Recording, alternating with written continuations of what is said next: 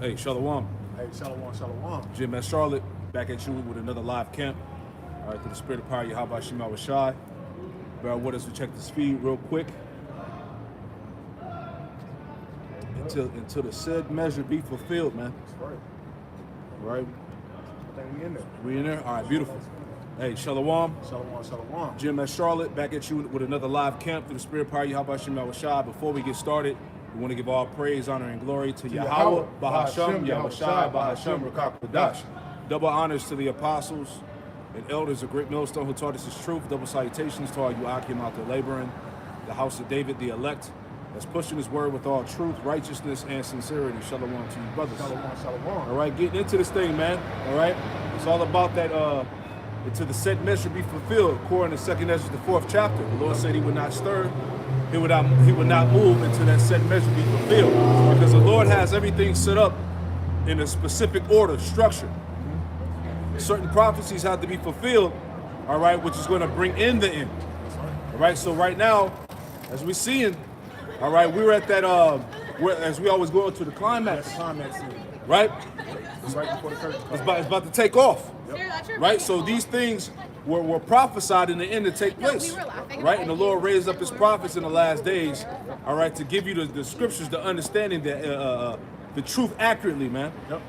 Right? You got anything you want to say? Nah, but the brothers on point, man. The elders on point, because we're literally in the time where everything's being fulfilled, man. That's we're right. in the time where the Most High has revealed the secrets surely to the servants and prophets, man. That's 'Cause right. Everything that the men of the Lord has been saying for the last 30 plus years has been accurate on point, man. That's it. Even down to the C-19, man. We was accurate when it came to that, man. Even down to this new transition with this new currency with the collapse of the dollar. Yep. We're telling you straight up, the MOTB is about to be in full effect, man. Oh, yeah. Huh? So this is the time where the Lord said that He was going to, the prophecy of the 10 toes, Yep. part miry clay, part iron, partly strong, partly weak. The Lord, that stone that was cut out without hands, is going to break up the feet. All right, the feet represents the what? The end of the body, and ultimately we're at the final rule of the heathen nation. Oh yeah, right there. Right, so we're finally at the end of the last rule of the heathen nations, man. All right, which is the Edomites, the Idumeans, right? This beast ruling the planet, man. Right, so let's get into that. All right.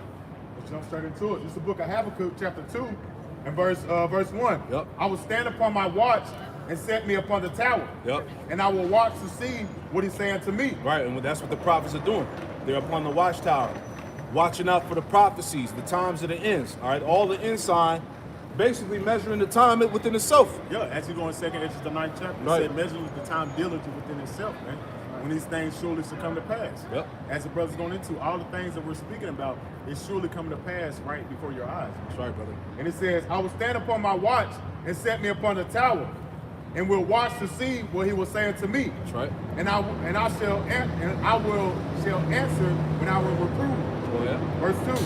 And the Lord answered me and said, write the vision and make it plain upon table. Yep. And he may run that read. Yeah, write the vision, make it plain upon the table. So ultimately, through the prophets, to the men of the Lord, all right, that are out here singing this new song, that are giving you the true living gospel.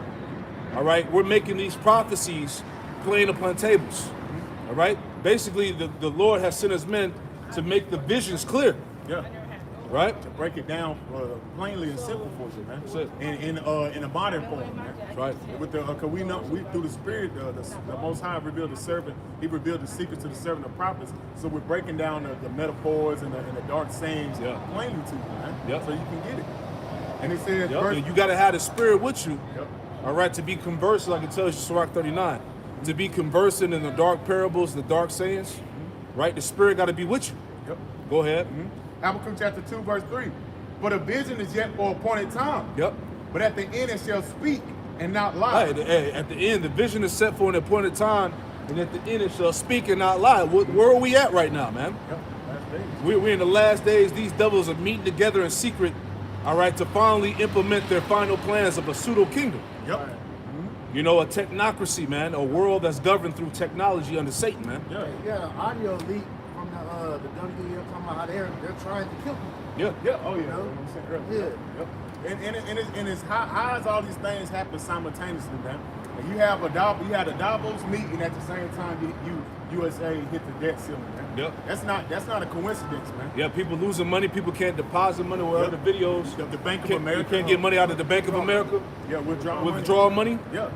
You know what I'm saying? That's gonna come bank runs. Yep. That's when these citizens gonna understand that they have been duped. They got supplanted. They ain't got no money in the bank. Yep. Because these banks don't hold but a certain amount of money in the bank anyway, man. Yep. So these Americans, they're about to see, man. They're gonna see the hard way. A lot of people gonna start panicking.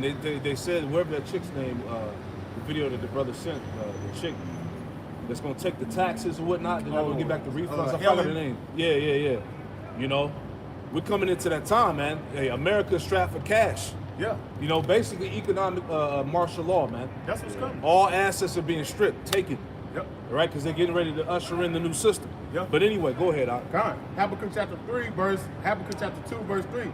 For the vision is yet for appointed time, but at the end it shall speak and not lie. Yeah, at the end it shall speak and not lie. And we're speaking this image, man. Yep. The image of the beast, this new system. Right? That's coming into full effect. Right? They're ready to implement this thing, man. Yep. Cash is done. It's over with. Right? It's done. They're talking about taking away your tax refunds, your EBT, your SNAP, all these things that you had your pleasure in society. It's gonna be stripped from you. Right. Man. And these prophecies, these visions are so heavy right now. It's not a coincidence that you got these other false camps talking about that the MOTB is sin. Right? They're under those orders to push that, man. Yep. Because it's clear as day, all right, that the MOTB, the charagma, is not sin, man. All right? That's the digital oil, the digital device that goes under the skin. All right? But these guys are paid off. You know, they're hirelings, false prophets, and they're set up to misinterpret the scriptures, man. Yep. All right? To give you a false prophecy. Go ahead. I got one for you. Yep. It's Isaiah chapter 24, verse 10. The city of confusion is broken down. Every house is shut up that no man can come in. There's a crying for wine in the streets. All the joy is darkened. The mirth for the land is gone. And there's a crying for wine in the streets. People want to know what the hell is going on. Yep. Especially all these people that's dying behind that fucking JAB. Yep. All right? The ones that took it foolishly. Yep. Right? Because, hey, people are quiet right now. You don't think that these people that took that shit are seeing all this information that's coming out that's being revealed about, look, people are having heart attacks. Every damn week is a cardiac arrest. Come on, man. Amongst the young generations, man. So unalive suddenly. Come on, man. Athletes dying, man. So you don't think that these people are seeing that right now? Yep. Right? So once these people really find out, because what's going on? People are finding out that basically you got bamboozled. Yeah. You was deceived. And then that was the whole grab for unjabbed blood now. Yeah, exactly. You know? Yep. And that's going to lead to what? The sedition. Yep. It's going to lead to all hell breaking loose throughout the streets of America because people are starting to see. One of the headlines in the articles in the news was that at this Davos meeting, so-called conspiracy theories have exploded online. Yep. It said regular Americans are now starting to basically question the narrative, all right, and come up with their own, speculations and shit like that. Because, hey, people are aware that you devils, you represent the counsel of the wicked. You the insurrection of iniquity, the scriptures say, man. So they know people are aware that something major is about to happen. Yeah. This could be it. Yeah, that's why I said the city of confusion is broken down.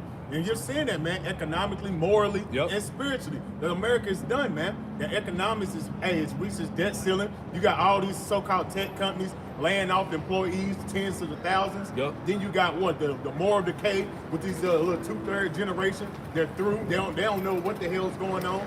So this America is spiritually done. As far as everybody, majority of the millennials, they worship Satan. Yeah. And they're telling you that. So this place, it had its peak, it had its run. Now it's to the time where the Lord is about to fulfill everything according to his measure, man. Hey, that's the appointed time, man. Yep. Right? Any more? It said, there's a crying for wine in the streets, represent what? Like the brother said, the wisdom, knowledge, understanding to know what the hell is happening. Why is this happening? And why is it happening all simultaneously at once, man? That's what the people are going to be seeking and asking, man. And mainly these people on this side, man, the Negro Latino Native Americans, man. That's right. Because of war on information, man. That's right. Like they was talking about over in Davos, man. You best believe once the cameras went off, they was talking about the men of the Lord, man. How to get us out the highways and hedges, man. That's what they, as Christian going with Isaiah the 29th chapter, they make him offender of the word. That's what you about to see with Esau, man. That's right. He's gonna make it he's gonna try to demonize us in front of the eyes It's like of the it's masses crooked. because we're pushing this truth, man. That's right. Because as you see, man, this word has went global, Yeah. and as this word has went global, everything as far as Esau, Edom, the hegemony has been falling, man. Hey, then shall the end come, Yep. right? Let's go to that second Ezra, the 4th chapter. Con. This second Ezra chapter 4 and verse. You want to start at which one? Start 34. Start at 25. Con. Second Ezra chapter 4, verse 25. In all of the depths of the sea thou hast filled thee one river, and all of the building cities thou hast hallowed one Zion. Second Ezra 4:25. Second. Good. My fault. Yeah. That's crazy. Hey, that's the spirit anyway, because the Lord only chose one nation, Yep. and that's the nation of Israel. One pit, one land. Yep. All right, he's coming to redeem the nation of Israel, starting with the elect. All right, go ahead. Al. Second Ezra chapter 4, verse 25. But what will he then do unto his name whereby we are called? Of these things have I asked. Then answered he me and said, the more thou searchest, the more thou shalt marvel. So, Lockie, start at 23. Start 23. Yeah, let's get some more. Gone. Second Ezra chapter 4, verse 23. Gone. For it was not my mind to be curious of the high things, but of such as pass by us daily. Namely, therefore Israel is given up as a reproach to the heathen. Yeah, we've been swallowed up according to prophecy. You know, we were swallowed up by the heathen. We were destroyed. We were put into slavery, hardcore bondage. We were scattered. You know, this is what happened. Go ahead. And for what cause the people whom thou hast loved is given over unto ungodly nations. Yeah, we were given over. We were given over to ungodly nations. Go ahead. And why the law of our forefathers is brought to naught, and the written covenants come to non effect. Right. So Ezra was asking the Lord, like, basically, how long? You know, when are we going to reap the fruits of the blessings? You know, when are you going to establish these promises that were bestowed upon the Israelites? Go ahead. This is second Ezra chapter 6, verse 57, just what you just said. Yep. And now, O Lord, behold, these heathen, which have ever been reputed as nothing, have begun to be lords over us. Right. So the Lord likened the heathen as nothing. Isaiah 40:17. Yep. Right? The Lord counted the nations as spittle, as a drop in the bucket. And that shows you once again, hey, the Lord ain't dealing with the whole planet, man. God doesn't love everybody, man. For all you John 3:16ers. Right? Go ahead. Jump up 54. Uh-huh. Second Ezra 6:54. And after these, Adam also, who thou madest Lord of all thy creatures, That's right. of him come we all, Yep. and the people also whom thou hast chosen. See, hey, it says we all come from Adam, but there's a line of people that were chosen out of that line of Adam, the sons of God, right? Which are the Israelites today. Yashar Allah, that's that chosen line, man, that has always continued on from the time of Adam, Seth, Noah, all right? Arphaxad, the lineage of Shem all the way down, man. All right, to Abraham, Isaac, and Jacob. Okay? To the 12 patriarchs. There you go. That's it. Ain't never changed. It ain't never changed. The Lord said he changed not. Therefore, you sons of Jacob, but not the That's soon. it. That's right. Right? Ain't no way around it. And plus, the idea or the dogma of John 3:16, God loving the world, is a Christian dogma.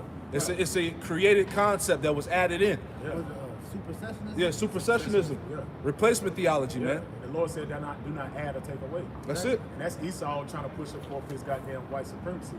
Because he's trying to, negate the covenant that the Lord made with Israel so he can get his birthright. Exactly, because the point is that Yahweh Shem Shai never replaced the Israelites with the so-called Christian churches being spiritual Israel. Right. That's not biblical. That's not scripture, man. Right. That goes back to Catholicism, which when you go into what Catholicism means, it means universal. Yeah. So they're trying to implement the whole world into the covenant because Esau knows that his future is destruction. That's it. Which we get into. Go ahead. Verse 55. All this have I spoken before thee, O Lord, because thou madest the world for our sake. Thou madest the world for our sakes, the Israelites. Go ahead. As for the other people, which also come of Adam, thou hast said that they are nothing. Also, the other people who come from Adam, thou hast said they are nothing. But be like unto spittle. But be like unto spittle, man. So these other nations are disregarded by the Lord, man. Regardless of what you feel and say. Insignificant. That's it. And Go has likened the abundance of them unto a drop that falleth from a vessel. Yep. And now, O Lord, behold, these heathen, which have ever been reputed as nothing, have begun to be lords over us and to devour us. But we, thy people, whom thou hast called thy firstborn, thy only begotten, and thy fervent lover, are given into their hands.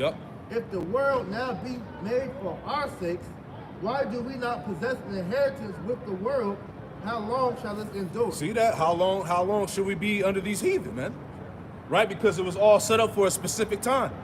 All nations had their time to rule and fall. And we're in the last rule of the heathen, man. The Edomites, man. All right? Esau was the end of the world.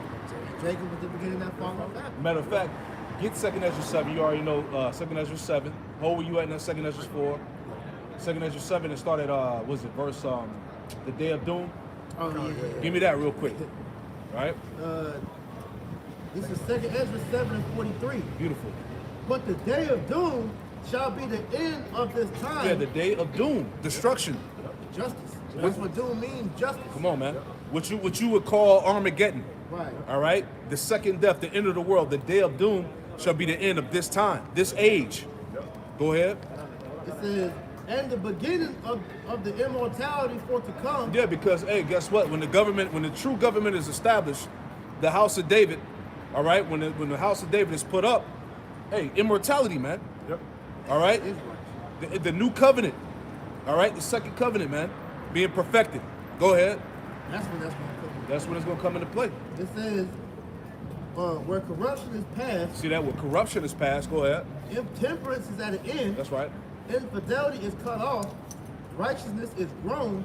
And truth is sprung up. That's right. Go ahead. Then shall no man be able to save him that is destroyed. Right. So there ain't no saving the Edomite, man. Right. There ain't no loopholes in the scriptures. Right? Your future is destruction. His posterity shall be cut off, man. What is your posterity? Your lineage. Your bloodline. Yeah. The Lord said he's gonna cut off the nephew, the son, the uncle. Come on, man. Obadiah, give me that in Obadiah where he said he was gonna cut off the house of Esau. Read the more when he said that he's gonna cut off the man that pisses against the wall, man. That's the men. With the men, it brings forth the lineage. So he's gonna destroy all the Edomites, man. After your 1,000 years of hardcore bondage. That's it. Obadiah, verse 18. That's right. And the house of Jacob shall be a fire, and the house of Joseph a flame, and the house of Esau for stubble.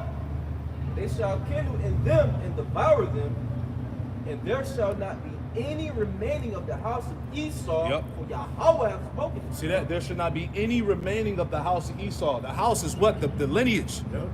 His posterity, man. It's not going to be any remaining. Right? It's pedigree. Come on, man. And justly so, because after Babylon the Great is destroyed, there's no more use for Esau, man. No. All right? Because at that point, you served your purpose of being the wicked on the earth.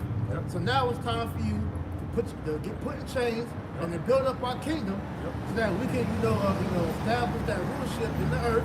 And then once that 1,000-year period is done, then you're going to be put into a pit and burned. And that's going to be the end of the Edomite race, man.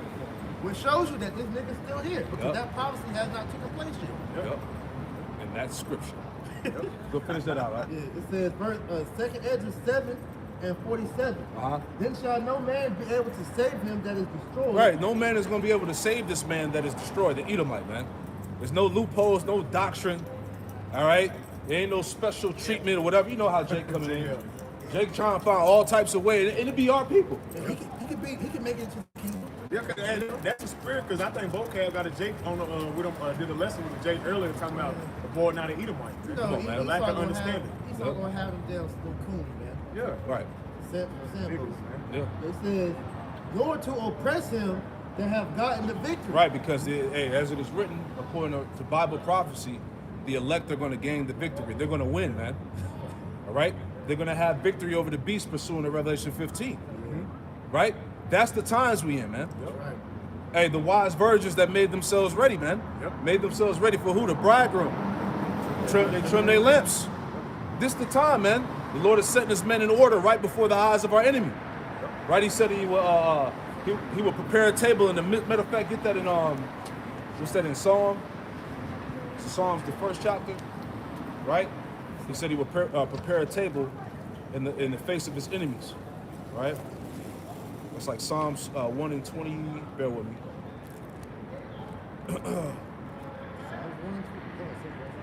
Shalakia. I got it. Psalm 23. Yeah, there you go. God. This is Psalm chapter 23 and verse 5. Thou preparest a table before me in the presence of my enemy. Right. So what does that mean, man? Hey, the table is being prepared. This wisdom, knowledge, and understanding, right? Which is likened unto a feast. Yep. So here it is. The table is being prepared right in the face of our enemies. This knowledge is going out. Jacob's getting fed, right? The word is going out, right? Because it said that what? Psalms 40, that many shall see it and trust in the Lord. So that table is being prepared. Matter of fact, get that in Psalms 40 as well. I'll read this again. Read it again. This is Psalm chapter 23, verse 5. Thou preparest a table before me in the presence of my enemy. Right, you got brothers out here with the different channels, the different bodies of the prophets all around the earth, right out there on the highways and hedges, feeding Jake, pushing the gospel, doing the work, all in all languages, right in the face of our enemies. Wisdom of Solomon, the 5th chapter. Yeah, not knowing Esau, you set this internet up to forward this, man. That's it. You got a brother like one of the brothers up in the DC camp. I think he's paraplegic, but he still be able to learn. He still be able to receive and take it in, man. You got brothers over in Holland that's teaching the word in sign language, man. Yeah. You know, and this word has gone out to where all tongues can receive it, man. That's it. You know, which shows you that's the Holy Spirit, man. Go ahead. God. It says, thou preparest a table before me in the presence of my enemies. Thou anointest my head with oil. My cup runneth over. Yeah, my cup running over. So that's that abundant of knowledge, that water that's being poured out, man. Yep. You know, the Lord said that what his doctrine shall fall as the rain, man. You know? So that's what's going on right now. Basically, the elect are being fed. Yeah. The spirit of prophecy is going out here, man. That's what's bringing down the kingdom. Yep. Right? Isaiah chapter 62 verse 10. God. Go through the gates, prepare ye the way of the people. Yeah. Cast up the highway, gather out the stones, lift up a standard for the people. Yeah, lift up a standard. You can link that over with Isaiah 13. That's part of the banner. This new song, that's the standard, man. The standard also goes into, when you break it down, it goes into an ensign. Yeah. So the fact that the prophets of the Lord on the highways and hedges globally is an ensign that we are at the end of the world. Yeah. Hey, we just had, not too long ago, we had the brother out in the Philippines teaching the word with his family, man. Yep. Oh yeah, You it's know? in front of the car. He's saying, talking Filipino, if that's the language. Okay. But you know, he's saying Yahweh and Yahweh Shah showing you that this ain't just no black Hebrew Israelite movement. This ain't no just American. No, this is a worldwide movement because the scripture tell you in Matthew 24 that the word of the Lord is going to go out to the four corners and then shall the end come. Which we're seeing, the end is here, man. Yeah. You know? And you got the elect. Matter of fact, add on to what you said, go to Matthew 28 and 19. Can I get this one? Go ahead. This is Isaiah chapter 34, verse 16. Seek ye out of the book of the Lord and read, none of these shall fail. And that's speaking on the prophecies, man. It says, none shall want her mate. You can't compare the Bible and try to link it with any other book, man. And it says, for my mouth it hath commanded, and my spirit have gathered them. And this is what you're seeing, man. The elect has been gathered through the four corners of the earth through the testimony of Yahweh Shah, which is the testimony of prophecy, man. This is Matthew chapter 28, verse 19. Go ye therefore and teach all nations. Yeah, we got to teach all nations. The Lord told us in Isaiah 34 to push this word unto the world. All right? So you got the elect that have been scattered abroad, that's hearing the word, and also these heathen nations. Yeah, hey, lining up with Matthew 24, the chapter, he said they're witnessing the testimony. So you have to, because Israel was scattered. Man. That's it. And scripture above it says, and Yahweh Shai came and spake unto them, saying, it's like this up. It says, go ye therefore teach all nations, baptizing them in the name of the Father and of the Son and of the Holy Spirit. What is the baptism, man? Hey, the washing of the word. Yahweh Shah, man. You know? constantly hear brothers, Yahweh Ba'ashem, Yahweh Shai, man. All right, then Ba'ashem will talk the gospel. All right? That's how we are baptizing, the elect, man. That's right. Teaching them to observe all things whatsoever I have commanded you. That's what we talk about being on our watch. Yep. You know? And lo, I am with you always, even until the end of the world or month. Yeah, so Yahweh Shah is with us always, even until the end of the world. Yep. And where are we at? We are at the end of the world, the end of the age of the Edomite, the wicked ruling the planet. Yeah, the eon. You see? Yep. So let's go back where we was at. Second Esdras. Yep. Second Esdras chapter 4, verse 24. We can start at 23 again. Start at 23 again. For it was not my mind to be curious of the high things, but of such as pass by us daily, namely, therefore Israel is given up as a reproach to the heathen. That's it. And for what cause the people whom thou hast loved is given over unto ungodly nations. That's right. And while the law of our forefathers is brought to naught, and this written covenant come to non-effect. Yeah. When are the covenants going to come into effect? You know how long, oh Lord? Go ahead. God, verse 24. Look at the signs. Just the signs, bro. It's a sign, bro. It's a sign. It's a sign. Just fucking with them up there. Yeah, eat them up, bro. Yeah. Let's put curses on his ass. Yeah. And it says, and we pass away out of the world as a grasshopper, and our life is astonishment and fear, and we are not worthy to obtain mercy. That's why these fucking crackers going down, man. Yeah, man. No respect, man. You know? Him and his little boy. They're probably two faggots. You know? Let that nigga see an angel in that picture and drop dead, man. This is 2 Ezra chapter 4, verse 25. What will he then do unto his name whereby we are called? That's right. Of these things have I asked. Then answered me and said, the more thou searchest, the more thou shalt marvel. Yep. For the world has fast to pass away. Yeah. This world hastening fast to pass away. Right? This is what we warn in our people, man. You got to snap out of the world. There's nothing left here. What the hell else can Babylon offer you, Jake, man? Nothing, man. Nothing. Ain't shit here, man. It's a wrap, bro. This shit is true. You see how the Lord, can I get something real quick? Can you get Matthew 24 about how, the birth is gone pretty much? Yeah, we just brought that out. Oh, you did? Oh, Yep. never mind. Then You good. You know, Bring it because at the end of the day, look how the Lord is exposing all this shit, man. He's showing you how the sports is all rigged, it's all fake. Yep. All right, the music is garbage. All right, all the party scene's pretty much been dried up. The holiday season shows you that there's no more spirit left in Babylon, man. It shows you that the Lord is through with this place, man. Yeah, it had his peak. Now you're about to see his fall, man. It's gonna be an epic fall too, man. This Micah 2 verse 10. Arise ye and depart. This is not your rest, because it is polluted. It shall destroy you, even with the sword of destruction. That's right. Break it down, brother. Yeah, man. So we have to depart, spiritually, man, mentally, man, from this hell captivity. That's right. Okay, because this is not our rest. Yeah. All right, we're in captivity. There's no reason, there's no sense to try to make here America. According to prophecy, according to scriptures, America's Babylon the Great. Here it is. Being once in the world, we see how this world has polluted us, man. Why would you want to go back and try to establish your life back in this world when you know that this place was set up for your destruction?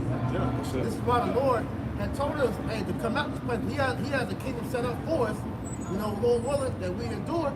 And Yahweh Shah is going to establish the kingdom of heaven on earth, where righteousness is going to be bestowed, man. Yep. So to hell with this place, man. Yeah. It had its like I'm gonna keep bringing it out. It had its peak. Now you're seeing the fall of this place. The spirit of America death. had its run. Now it's over, man. This is 2 Ezra chapter 4, verse 27. And cannot comprehend the things that are promised to the righteous in time to come. For this world is full of unrighteousness. Yep. Hey, we're not just going into that. Didn't the brother just bring that out? This world is surely polluted, man. Yeah. This America, you got GMO food, you got GMO animals. Why would you boast about America? You got the nasty people running every goddamn thing. Yeah. And she just brought in the article how it said America is the most Basically, they got the power. Yeah. All right. We read that scripture again. All right. It says, 2 Esdras chapter 4, verse 27, and cannot comprehend the things that are promised to the righteous in the time to come. Yep. For this world is full of unrighteousness and infirmities. Yeah, this world is full of unrighteousness and infirmities, wickedness, man. Yep. Right. It's destroy. The people are plagued with demons. Yes. The philosophies, the idols, everything that these people subscribe to, man. It's all to what? To the destruction. Right. God. The energy that's pushed, Yeah, and especially mainly on the children. That's what they pushing it on. Man, told you. Yeah. that's the one that they want to usher in this new world order with, man. You know, because with the adults that's accustomed to the old way, the children are more easily manipulated, man. Yeah. This is why you're seeing Satanism being forced down their throat. There's everything that they know about, from school to TV to everything they do. It's all Satanism mixed in with. That's why they're pushing no more genders. Yeah. That's why they're getting rid of the family, the nuclear family. They're destroying that. Marriages are destroyed. All right. Anything that's considered righteous is being abolished here in this place, man. Morality. Yeah, it's done. You say the word decadence? Decadence, yeah. That's all. Yeah, the music, yeah, all that, brother. Yeah. We'll put this in the screen so brothers can see. But like you see there. The world is acknowledging that Babylon the Great is the problem. Yeah. Right? Sure. Because through the scripture, they tell you that this place has made the whole world drunk, man. You know?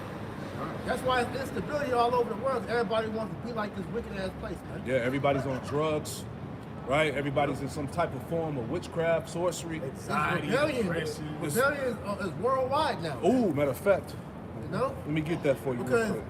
America, you know, is an anti-Messiah type of society. Now you got these other countries that had their own customs. They're abandoning that to live like America. So-called democracy, man. And what has came through the world through the democracy, man? Women, you know, being freely liberated to pretty much do whatever, debaucherous sex act. All right. You have these these modes that have pretty much more power than anybody on the planet. Yep. All right. Like I said, Satanism is being pushed everywhere. Heavy, man, real heavy.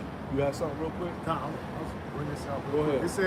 It said the U.S. has been labeled the worst country for pushing extreme gender ideologies, man. Yep. And it says sex change surgeries on youth, man. Yeah, it's gone overboard. Which when you go into, you know, the underlines of that goes back to Satanism. Yep. Because those type of debaucherous acts go into idol worship, man. Yep. You know? Yep. Okay, fine. I got this real quick. Still hold where you at. This is the point I want to make. This is Jeremiah 50 and 21. It says, "Go up against the land of Merathaim, even against it, and against the inhabitants of Pekod." It says, "Against the inhabitants of Pekod, waste and utterly destroy after them, saith the Lord Yahweh Shemawashai." It says, "And do according to all that I have commanded thee." Now, I want to get this word real quick, because we're talking about the rebellion. So this name Merathaim goes back to Marathaim, right? Let me pull it out in the blue letter. Bear with me 1 second. All right, so this is back in Jeremiah. All right. All right. Jeremiah chapter 50 and verse 21. Right, bear with me real quick. I just want to pull this out. All right, Marathaim, right? It says, another name for Babylon, double rebellion.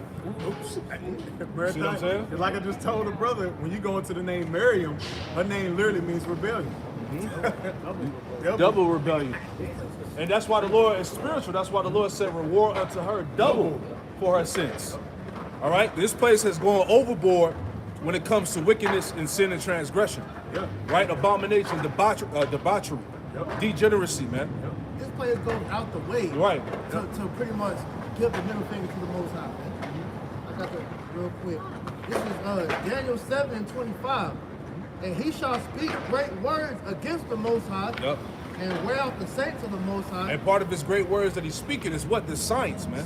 Right. It's pseudoscience. That's the new God, his medical industry. Right. You know, that's the new idol. And he's going to force the world, he's going to attempt to force the world to bow down to that idol. That's right. Right? It says, and they shall be, it's like to change times and laws, Yep. and they shall be given into his hand until a time and dividing of time. Right. He's changing times. He's changing laws.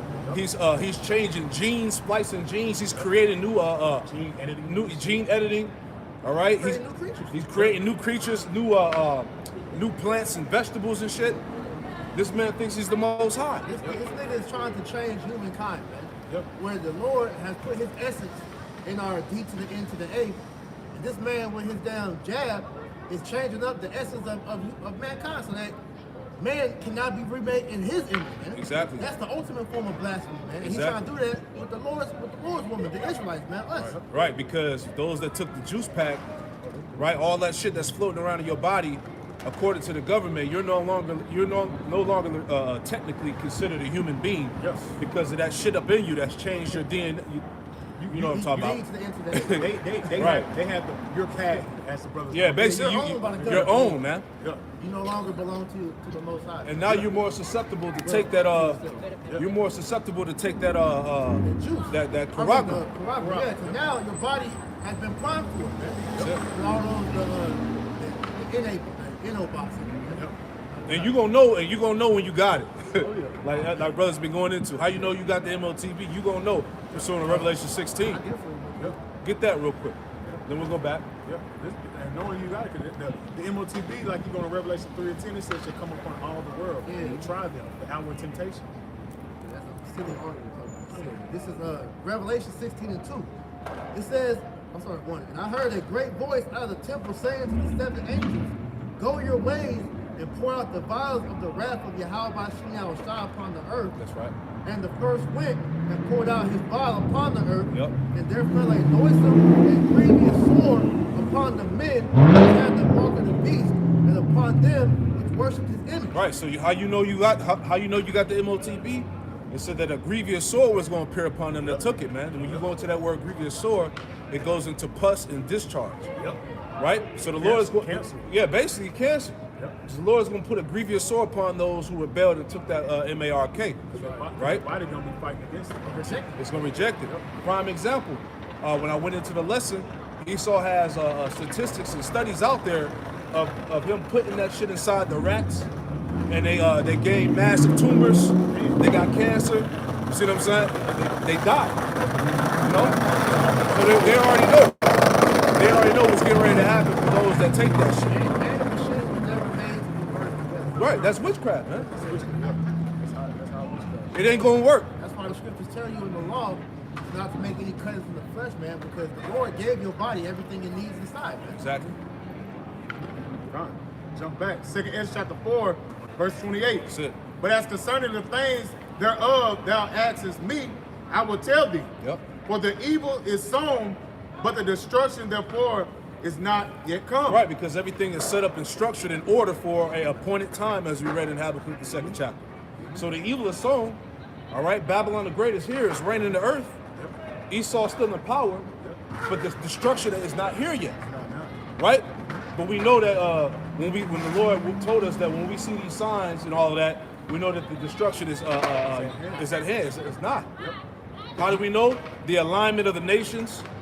All right, the nations coming together, aligning themselves against Babylon. Million, all throughout the world. on, man. We got countries rebelling against their government, man. You know? But ultimately, it's all prophecy. That's how we know, man. You know? It's Isaiah 42 verse 9. Behold, the former things are come to pass. The new things do I declare. And that's what we declare. Man. Former things come to pass. Let's go into captivity, falling off as a nation, man. Esau rising up into power. And now the new things we declare. What's the new things we declare? The end of the age, the end of the time. Yeah, man. the Karagma, the missiles. World War III, Yeah. which is going to happen. Come on, man. Sedition amongst men, race wars. Miracles, spiritual power. Yep. Ultimately, the return of our Lord and Savior, Yahweh Shai, man. That's right. Keep on. It says, before they spring forth, I tell you of them. And this is what you're seeing. Before they spring forth, I tell you of them. As you go in 2 Chronicles 36 and 15, the Lord said he sent forth his messengers big times, man. Why? Because he had compassion upon his people. So the Most High sent forth the prophets ahead before these things started to take place, man. And it said before it spring forth, I tell you of them. So what other philosophy and doctrine is giving you the foreshadowing of the future? Yep. You know, what other doctrine out there is giving you the accurate prophecies of what's getting ready to happen in the last days? Yep. That shows Right? you that who the elect is, because that's the new song that we're singing, man. That's it. All right, bringing forth all this, man. That's it. All right, That's it. we're singing it the correct way. God, real quick, before you go back, go to Isaiah 34:16. Get that real quick. You know, the truth is here. Yeah, it's man, it's everywhere, man. If the Most High said my doctrine shall fall as a rain, as a brother said, man, the truth is everywhere. It's flooding the grounds, man. This is Isaiah 34:16. Seek ye out of the book of the Lord and read. Yeah, the Bible, the scriptures. Go ahead. No one of these shall fail. None of the prophecies shall fail. Go ahead. None shall want her mate. Right, so like we said, none shall want her mate. So what other doctrine out there can give you insight into the times that's coming on the earth? Is Islam doing that? The Quran? Right? Is black consciousness letting you know? All right?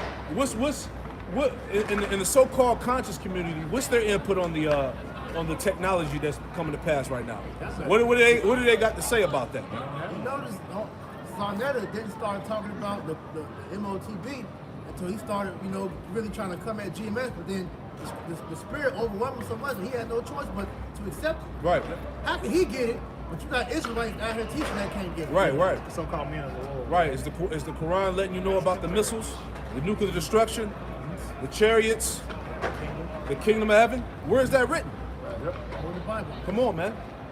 It says, for my mouth it have commanded, and his spirit it has gathered. Right, and it's the spirit of Yahweh Shah that ultimately has gathered the elect through the word, man.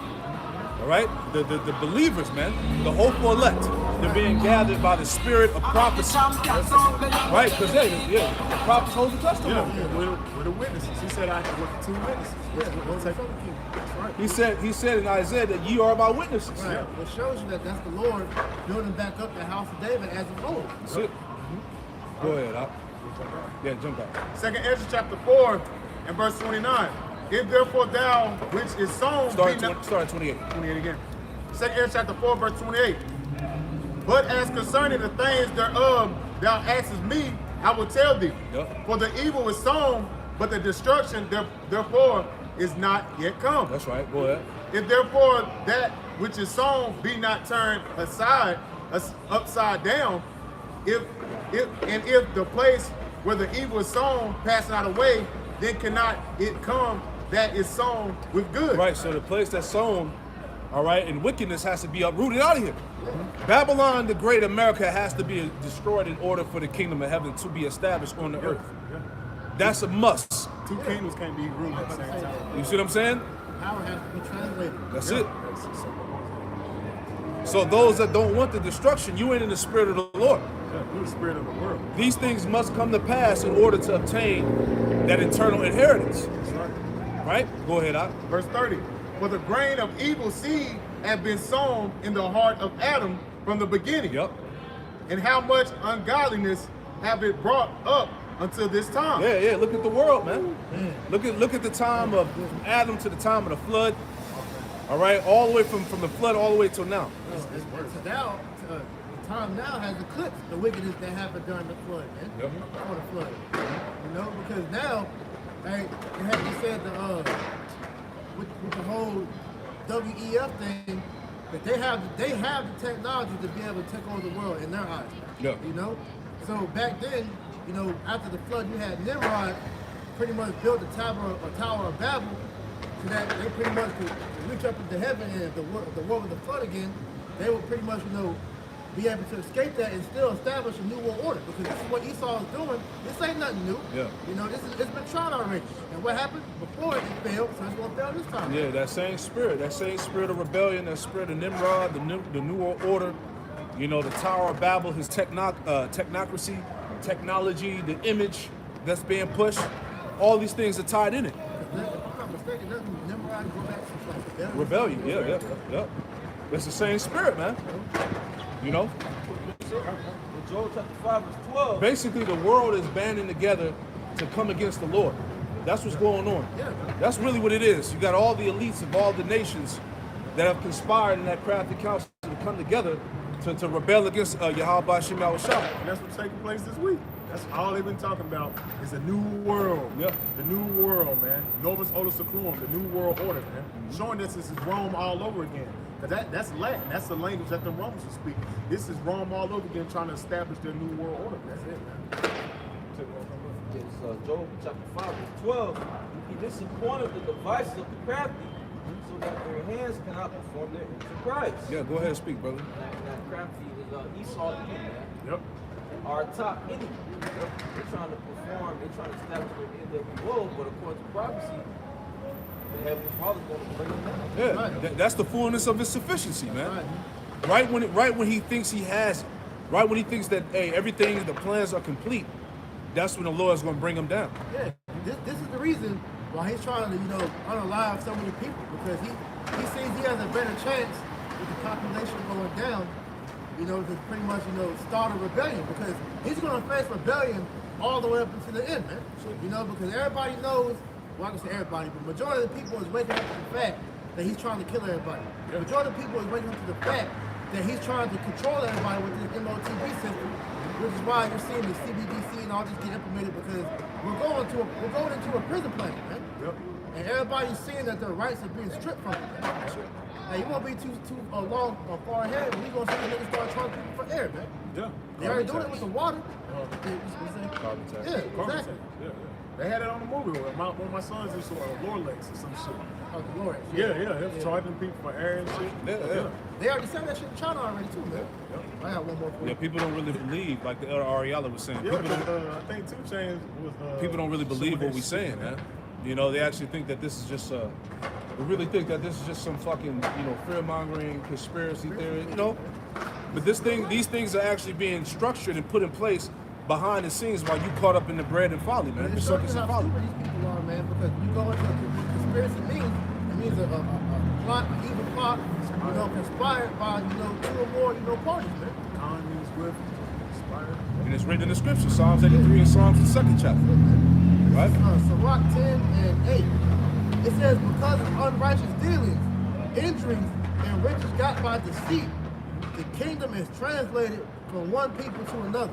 Yep. This is why America's going to get destroyed for all the wickedness, man. All right? And like I say, power isn't destroyed, it's transferred. So the Most High is going to transfer the power that was given to the Edomites back into the rightful owners, which is the Israelites, man, under Yahweh Shai, man. Yeah. Before you get peace, it has to be bloodshed. That's what's coming upon this nation. Number bloodshed. That's why we see the gradual breakdown of society, man. That's right. Economically, militarily wise, the morals. It's all being broken down to what you call, what's the word? What's the word it's called when you collapse internally? Implode. Yeah. That's what's happening now. Until you have the icing on the cake, which is those missiles that's going to bring in that great destruction. Yeah, and it's going to be so epic and beautiful because Esau is at the height of his damn pride, man. This devil really think that he's unstoppable, he's untouchable, man.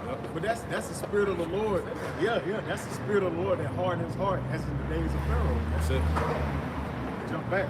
2 Ezra chapter 4 and verse 30.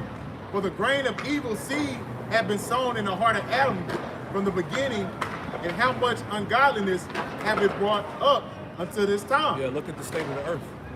Go ahead. And it says, and how much shall it yet come forth until the time of threshing come? Right, look how worse it's gotten into the time of its destruction. Yep. We know that this shit is just going to get only worse until the Most High puts an end of it. Go ahead. It says, ponder now by thyself how great fruit of wickedness the grain of evil seed have brought forth. That's it. And when the ears shall be cut down, which are without number, how great a floor shall they fail? Yeah, sure. How great a floor shall they fill going into what that destruction, man? It's going to be great judgment, man. It's going to be mass death. Go ahead. Verse 33. Then I answered and said, how, when shall these things come to pass?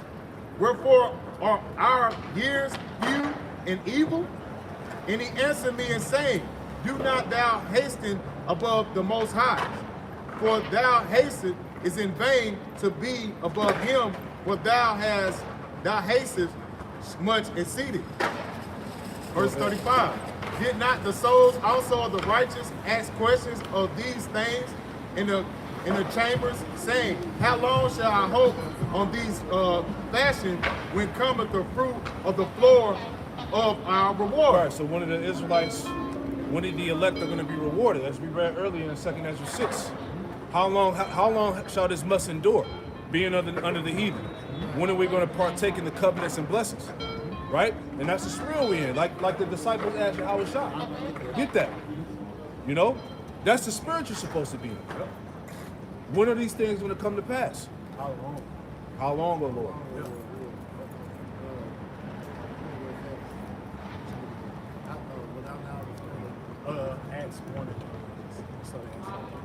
pull that out real quick. We'll finish it. Acts chapter 1, verse 6. When they therefore were come together, they asked of him, saying, Lord, wilt thou at this time restore again the kingdom to Israel? Yeah, where thou at this time restore the kingdom again unto Israel, and that's the spirit. Yeah. You know, we labor for the kingdom. We're waiting for the kingdom of heaven to be established on the earth, being upgraded, man, being changed. Putting on the immortal clothing, all right? Casting off corruption and putting on incorruption. You know, when is this coming? You know, and then to tell you that that the souls of the saints sigh and cry. Yeah, Romans 8. You know, This is Romans chapter 8, verse 19. For the earnest expectation of the creature waited for the manifestation of the sons of God. For the creature was made subject to vanity, not willingly, but by reason of him who has subjected the same in hope. hey, we were set up to go off. You know, ultimately we had to learn wickedness, you know, in order to be those perfect and righteous judges on the earth, man. And it said that the earnest expectation, so that breaks down into what? The intense anticipation of the Lord's creation, right? Hope. You know, High level of hope. that's what the world is waiting on. All right? Everything that's living on the earth is waiting for a righteous world. Yeah, trees. Yeah, And all, man. The earth. The earth is crying. Everything is literally crying out for the Lord to move the devil out the way, man. So, It says, because the creature itself also shall be delivered from the bondage of corruption. yeah, we're gonna be delivered from these corrupted bodies, man. We're gonna be put in sinless flesh. Yep. Right? Go ahead. Into the glorious liberty of the children of God. For we know that the whole creation groaneth and travaileth and pain together until now. Yep. And not only they, but ourselves also, which have the first fruits of the Spirit, even we ourselves groan within ourselves, waiting for the adoption to wit, the redemption of our body. There you go, man. So, hey, we waiting. The Lord's creation is waiting for the manifestation of the sons of God, man. For the government to be established, man. For righteous order to be put back in the earth. Hey, I'm sure waiting. He waiting for that green light, man. That's it. And he been up in the heavens on the right hand side of the throne, waiting for Yahweh to give him the green light to come down here and get his glory on the earth. Hey, because nobody knows, right? Nobody knows, not even the angels, Right. but the Father only. You know, Yahweh Shai don't even know when he's coming back. You know he up there, you know. Angels. Come on, man. That's why he's going to do that travail of war. All right. Finally! That's it. Go back. God. Second Acts chapter 4, verse 34. And he answered me saying, no, verse 36. And unto these things Uriel the archangel gave them answer. Uriel. And these things Uriel the archangel gave them answer and said, even when the number of seas is filled in you. Yeah, even when the number of seas is fulfilled in you, man. Meaning Ezra and the prophets of old will continue to come back until the time of the end. Matter of fact, read on. God. And it says, for he have weighed the world in the balance. Yeah, see, go ahead. By measure he hath measured the times, and by number he hath numbered the times. And he do not move or stir them until he said measure be fulfilled. Yeah, until the set measure be fulfilled. So every empire on the planet that ruled, when you get into the beast, all right, the four beasts, every empire had its time to rule and its time to fall. Yep. So now we're in the times we're going into what, the 10 toes, Yep. the miry clay, all right, partially partially iron, partially clay, you know, partially strong, partially weak. That stone that was cut out with our hands is going to smite the feet. Yep. Yahweh Shai, man. Yep. He's going to take down that last ruling empire, man. Right? Read it again. God. Second Acts chapter 4, verse 37. By measure he hath measured the times, and by number he hath numbered the times. Yep. And he do not move or stir them until he said measure be fulfilled. Right. He do not move nor stir them until that set measure fulfilled. So we're at the set measure of what? Of Esau, man. We got to be there, man. The fullness of his sufficiency, Yep. right? The establishment of this beast, this technocracy, this new world order. We're right at the point now, man. Yep. here. So this is how we know that Yahushua is on his way back, all right, to deliver the elect and to destroy the wicked. All right, Esau knows his time is up. Come on, man. This is why the Operation Warp Speed, all right? Because he knows, according to Revelation 12 and 12, he has but a short time. He sees the NASA satellites. He sees the angels all throughout the world. Yep. He sees the angels in the space, in the outer heavens, coming. So he knows that his time is running out, man. So he's trying to, hurry up with this, to establish this, to try to, offset prophecy, man. Yep. But he's gonna fail. Yep. They already invested over, what, 800 million or something like that into the space program. The satellites, the missiles, and all that, because they're prepared to fight against Yahushua, man. Yeah. Revelation 12 and the 12th chapter. So you got the lasers ready. You got what they call the rods of God. You got the steel beams that fall from the satellites down. So they're ready. Yeah.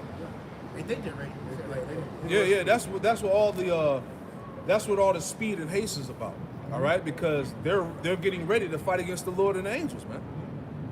That's why, as of 3 years ago, I want to say, there was a declassification of the UFOs and all of that. Yeah. They've been suppressing the information for over 60 years. Yeah. So now that the sightings are becoming so abundant now, they don't have a choice but to release that information, because people got these high-tech phones, catching them on camera. They in high def. High def, 4K. You see the windows. In the Come on, man. The Lord, the angels, the host of heaven is here, man. Yep. You see? Go ahead, huh? The angels are in the house of the thief, like exactly. Matter of fact, get that real quick. That's a good one. Get that real quick. Start at the top and read all the way to that point. Yeah, Yeah. man. They scared, man. Yeah. This is Zechariah 5 and 1. Then I turned and lifted up mine eyes and looked, and behold, a flying roll. Yeah, which would be a chariot. And they come in all shapes and sizes. Yep. All right? And they literally look like rolls, certain ones. Go ahead. And he said unto me, what seest thou? You get verse 2 and 1 so we get the link. Yeah, He yeah. says, what seest thou? And I answered, I see a flying roll. Yep. The length thereof is 20 cubits, and the breadth thereof 10 cubits. Right. So get that for the measurements. I forgot what that length was. Big ass ship. Yeah, right. Zechariah, read it up to you. Oh,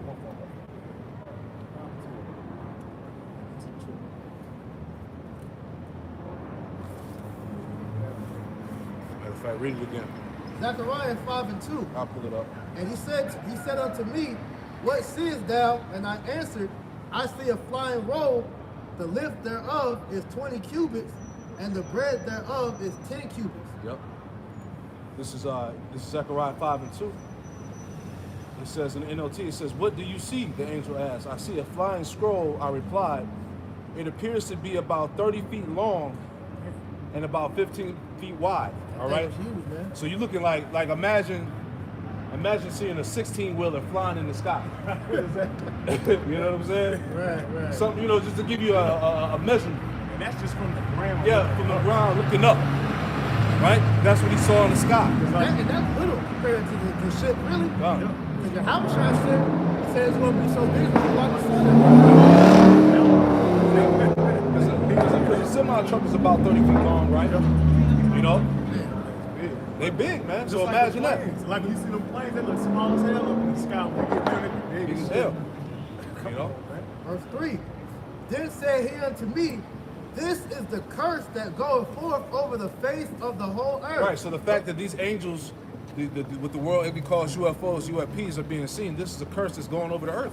This is the Lord pronouncing judgment to the world. The Lord told us in Isaiah 13 that he was coming to punish the world for the wickedness and evil. Right, which is why you having all these different things telling the people, don't look up. Right. Because they understand that those are the vehicles of our salvation. Well, we're the one of the elect, man. That's right. You know? It says, for everyone that stealeth shall be cut off, as on this side, according to it, and everyone that sweareth shall be cut off, as on that side, according to it. Yep. I will bring it forth, saith the Lord of hosts. It says, and it shall enter into the house of the thief. Yeah, America, Babylon the Great is the house of the thief. And who's over here is captive? You Israelites. All right? You so-called Negroes, Latino, Native Americans, Hispanics. right? It said that Judah and Israel went into captivity, and those that held them fast refused to let them go. Right? So you are the captives. This is the house of the thief. Yep. Right? Go ahead. It says, and into the house of him that sweareth falsely by my name. Right, that swear falsely by my name, all right, because they swore over the Bible in 1983, Ronald Reagan, that the Bible was the law of the land, but yet they don't keep not one law, statute, commandment in the scriptures. Not even one. You see what I'm saying? They make you swear on the Bible before court. Throw it out. Then throw it out. Come on, man. They bring their penal codes and shit. That's it. And now to where they didn't took God out of everything. Now you're persecuted for teaching the Bible, for even reading it, man. Right. You know.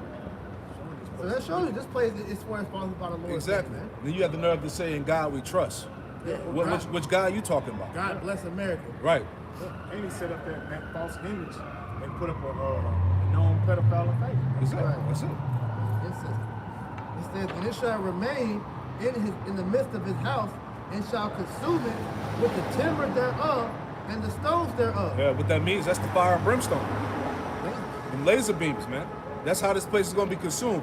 Not only is this place going to get consumed by the missiles, but it's going to get consumed by the chariots, man. You're going to see that Independence Day scene in real life. Hey, the arm of the Lord, man. Yeah, man. Great shout. Time.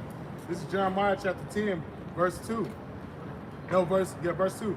Thus said the Lord, learn not the way of the heathen, and be not dismayed of the signs of heaven. Right. Going into the different signs, being blood moons and eclipse and all that, but mainly the chariots, man. You know, because Esau has likened the chariots into, aliens, man. Little green men in them ships, man. Not, our people ignorantly not knowing that those are actually our brothers in those ships, man. Esau has no wax when he came out and said that he's seen very tall, so-called dark-skinned men with afros come out them ships, man. That was over 7 feet tall. Come on, man. That's the guy. The guy's name was Norman Begrin. All right, he had high clearance within the government, man. All right, so he saw the videos, the pictures of the so-called UFOs and chariots. He saw the beings getting off those vehicles. He said, and he admitted, he said they were really, really dark skinned. You know, tall, very. He said 7 feet was a conservative number. So they could have been anywhere from 7 feet to damn near, who knows, 12 feet tall. You know? That's why, as of late, he's been doing this whole campaign. We had the movie on Netflix, Don't Look Up. They've been trying to, vilify the angels, because when you see those chariots, all right, they want you to be afraid, which, if you're not of the elect, you want to be afraid, man, because that's going to be your destruction, man. That's right. When you see that movie, War of the Worlds, that's what these angels are going to be doing until you damn people out here, man. Yeah. Zap you in the powder, So, but unto the elect, those are our stuff. That's why, what's that? I think Romans. Somebody get that real quick off the shot. For our redemption draw nigh. Something about look up, something like that. Yeah, in whole 2 Ezra 13, I just want to get a couple verses out of that too. There's a reason why Esau's government labeled these so-called UFOs as a threat. The top level threat, because they know what's going to happen. Yeah. I'm pretty sure they got footage of more footage of the chariots doing damage, and we seen videos. We don't know if it's real or not, but we seen videos of like the chariots zooming through the missiles, shooting lasers on military bases. We seen these videos. Shot down the one nuke that went off. And then he had I forget the dude's name. He was on Joe Rogan. He was pretty much explaining how there was a giant chariot that went over this one military base, and it made the nuclear missile went off, and then it shut it down and let people know, like, look, they ain't got nothing on me, man. Yeah. You had even more people that was in the military that had the clearance. I forgot their names. I got it on the channel, but they were admitting how, like you said, the chariots, they shut down their nuclear defense system. So the Esau's technology ain't got shit on the angels. Come on, man. So when the scripture talks about it's going to be a war in heaven between, the angels and the dragon, that's going to be a massacre, man. And it's going to be easy work for the angels to get right, Cloud.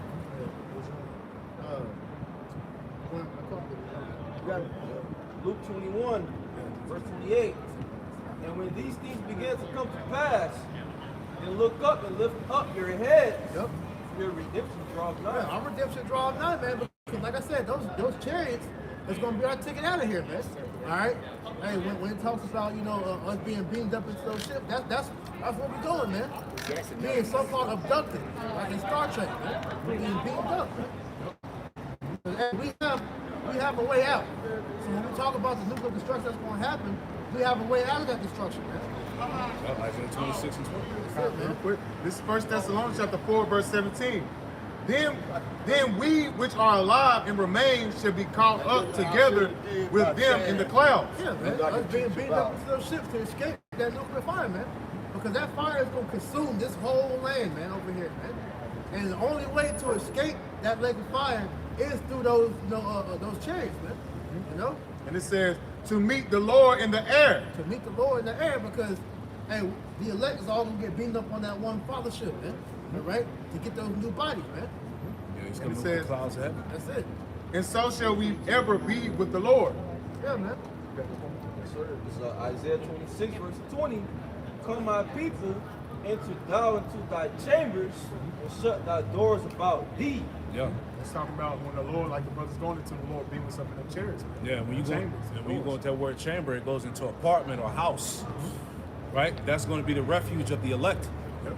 all right? Yes, man. It says, hide thyself as a word for a little moment. Yeah, see, that's how the elect are going to hide themselves for a little moment, which is what? That destruction. Go ahead. Until the indignation be overpassed. Until the indignation be overpassed. That's the destruction. All right, so the elect are going to be in the heavens in those chariots for a particular amount of time, all right, until the Lord gives the green light to come back down. Yeah, verse 21. For behold, Yahweh, Bahashim Yahushua, cometh out of his place to punish the inhabitants of the earth. Yeah, so hey, the Lord, who you ignorantly call God and Jesus Christ, is coming to punish the world, man. All right, Matthew 10 and 34, he coming with the sword. Think not that I come in peace, but I come to bring a sword. For Right? This is for their iniquity. The earth also shall disclose her blood and shall no more cover her slain. Right, so the judgment is coming whether you believe it or not, man. Whatever your beliefs are, man. The scriptures say what they say. It's not about opinions and feelings. All right, so the Lord is coming to judge the earth. That's the message. Repent or perish. Right? One more for you. Go ahead. This is Revelation 15 and 1. And I saw another sign in heaven, great and marvelous, 7 angels having the 7 last plagues, for in them is filled up the wrath of the Most High. Yeah, holding the 7 last plagues. Yep. The destruction that's going to play out on the earth is part of the plagues. To prove that, where you at goes to go to Zechariah 14 and 12. It's said that the angels is holding back the 7 last plagues. Zechariah chapter 14, verse 12. And this shall be the plague wherewith Yahweh smite all the people that fought against Jerusalem. This is the plague where Yahweh Ba'ashim Yahushua is going to use against all those that fought against Jerusalem. All you nations that conspire and devour the Israelites. Go ahead. Their flesh shall consume away while they stand upon their feet. How's that going to happen? Go ahead. And their eyes shall consume away in their holes. And their eyes shall consume away in their holes. The Sarah Connor scene from Terminator. Go ahead. And their tongue shall consume away in their mouth. And their tongue should consume away in their mouth. So that's total destruction via the nuclear missiles. Yeah, talk about how the fire is going to melt everything back to the elements, man. That's it. You know? It's not going to be like in the old Planet 8 where you're going to still see the Statue of Liberty hanging out, coming out the sand and shit. Right. Oh, certain buildings, no, it's going to melt everything, man. That's the plague. You know? This place is going to be a wasteland. And you can go back. So that's the plague. All right? The angels holding back the 7 last plagues. So knowing that, how are we going to escape that, man? Exactly. Back in Revelation 15 and 2, and I saw, as it were, a sea of glass mingled with fire, and them that had gotten the victory over the beast. And them who had gotten the victory over the beast, which we see the image of the beast being pushed now. Yes. Right? This man's technocracy, the enslaving the planet Earth in the name of technology and science. It's dystopia he's trying to Come on, man. It's speaking. But these are the men that had victory over the beast. Go ahead. and had gotten victory over the beast and over his image Yep. and over his mark And over his charagma, all right? Physical. and over the number of his name, Go ahead. stand on the sea of glass, having the harps of Yahweh Ba'ashem Yahushua. Yeah. So that sea, I mean, what is that? Sea mingled with fire, Come. right? That's the elect. The sea of glass mingled with fire. That's the elect on those chariots looking down on the earth, man. seeing the destruction play out. And they gave glory and honor to Yahweh Hashem Yahushua, man. Right. They sang songs. They sang the song of Moses. We're gonna be, Lord willing, man. We're gonna be rejoicing. Come on, man. In that, man, because we literally gonna watch this planet burn, man. Well, not the planet, but certain places in this planet burn, man. Mainly America, Israel. Our land got to cleanse, man. Yep. That's right. So these things must happen. For all you out here talking about you want the kingdom, you don't want to go through that shit first, man. And you gotta look at it how it is now, man. Okay? You can't have a rainbow without having a storm first, man. And that rainbow is synonymous with the kingdom. All right?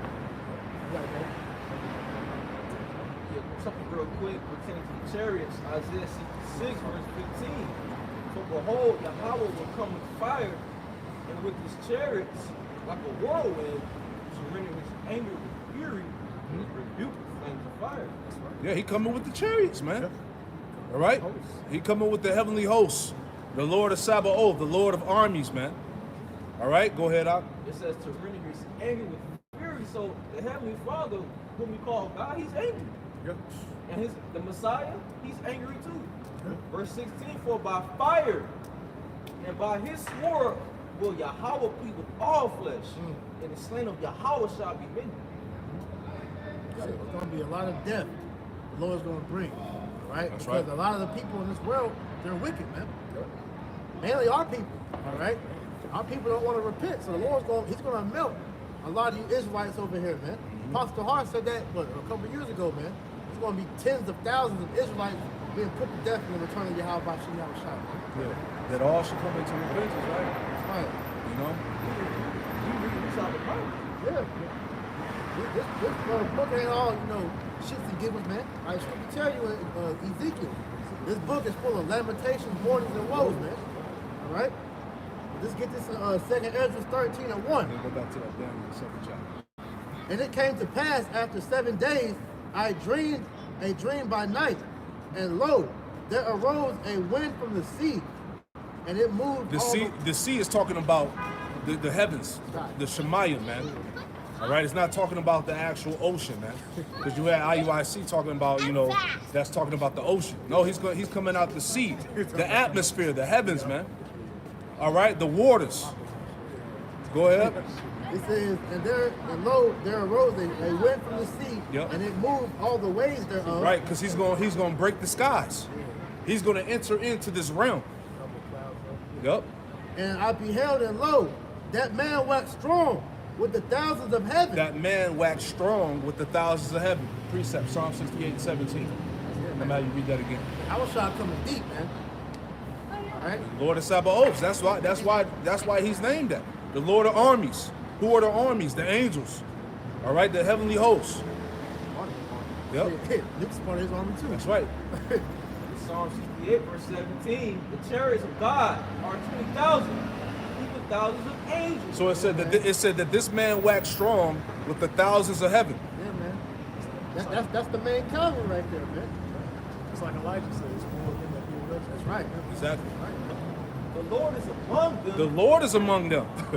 As in Sinai in the holy place. Right, because, hey, what happened on Mount Sinai when Moses went up to get the commandments? All right? The Lord was there in that fathership that was hovering over that mountain, man. Right? And what he tell the Israelites, if you come near the mountain, you get put to death. So that's why Moses, he was sanctioned to go up. The Lord told him, you couldn't even come near that mountain, man, or you was going to die. And there's evidence to date on that same Mount Sinai, when you go to the top of the peak of the mountain, it was burnt. Because the Lord, his presence was over that. And these so-called archaeologists or whatnot, they found it and confirmed it, man. All right, we seen it. Go ahead. Okay, go on. Back in 2nd Ezra 13, I'm going to read verse 3 again. And I beheld, and lo, that man waxed strong with the thousands of heaven. Yep. And when he turned his countenance to look, all the things trembled that were seen under him. Man, imagine the spirits of these people when they look up into the skies and they see Yahweh Shai and the angels, hovering right above them, man. Imagine the fear that's going to be on the people at that time. A lot of them, they're going to get the spirit right there. Got it. Yeah. It says, and whensoever the voice went out of his mouth, all they burned that heard his voice. Right, all they burned that heard the voice of Yahweh Shah. That's that scene out of Independence Day.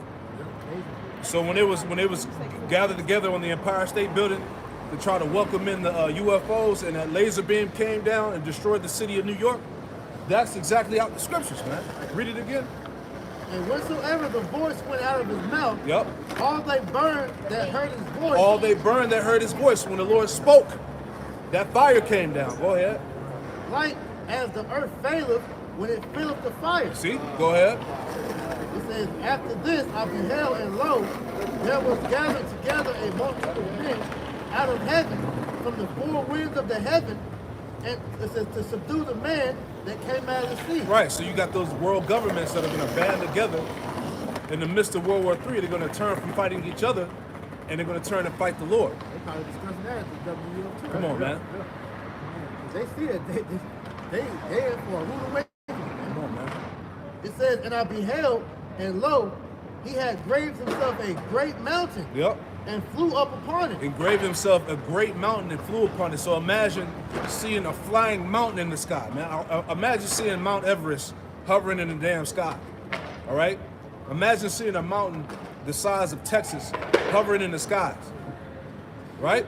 That's Malachi. That's Malachi, the third chapter, right? The great and dreadful day of the Lord. You know? Yeah, that too. Right? They talked about how Elijah will come back for that great and dreadful day of the Lord.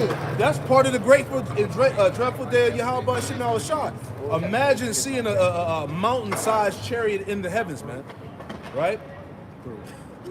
Go ahead. It says, but I would have seen the regional place whereout the hill was graven, right, and I could not. Right. So Ezra's is like, I couldn't see nowhere on the earth where that mountain was cut out at, showing you how massive that chariot is going to be, man. And that just goes to compare the chariot that Zechariah saw compared to that. Right. Come on, all right. Man. Any more? One more verse, and then I just wanted to make that point there. And after this I beheld, and lo, all they which were gathered together to subdue him were sore afraid, and yet durst fight. Yeah, so the Lord gonna put the spirit on these nations to fight against them. That's the reason why Revelation 12 is written, man. Revelation 12 and 7 on down. Yeah. There was war in heaven, man. Satan and his angels fought against Michael and his angels. You know? Go ahead. And lo, as he saw the violence of the multitude that came, he neither lifted up his hand, nor held sword, nor any instrument of war, but only I saw that he sent out of his mouth, as it had been, a blast of fire, and out of his lips a flaming breath, and out of his tongue he cast out sparks and tempest. Yeah, so that's that concentrated laser energy, man. Yeah. They showed you that at Independence Day as well, how when the chariot flew over the White House and blew that shit up, man. Yeah. You know? That's all a laser is concentrated fire, man. That's it. You know? It's coming to melt these damn people over there that's gonna be in the so-called Middle East during World War III. Right. You know? And that's why the Lord, he's preparing that area for that great fight, man. He come with the fire, you know? Man. That brother brought it out, Isaiah 66. Lord come with fire. And you know, just a speculation, you know, just speaking as a man, that's why, you know, you got them Edomites that be watching the heavens, the space, and they see them chariots over there by the sun, gathering energy out the sun. Because that same energy that's being gathered from the sun is going to be used on the earth. That's just me. That's just my opinion. You know what I'm saying? It makes sense. You know? Shit. So they already got power over themselves, so the Lord's gonna overkill it, so why not? Right. You know? Real quick, since we quoted it. This is Revelation 12 and 7. And there was war in heaven. Michael and his angels fought against the dragon. And the dragon fought and his angels. The dragon is what? The beast. This system. Esau's air support. His military, man.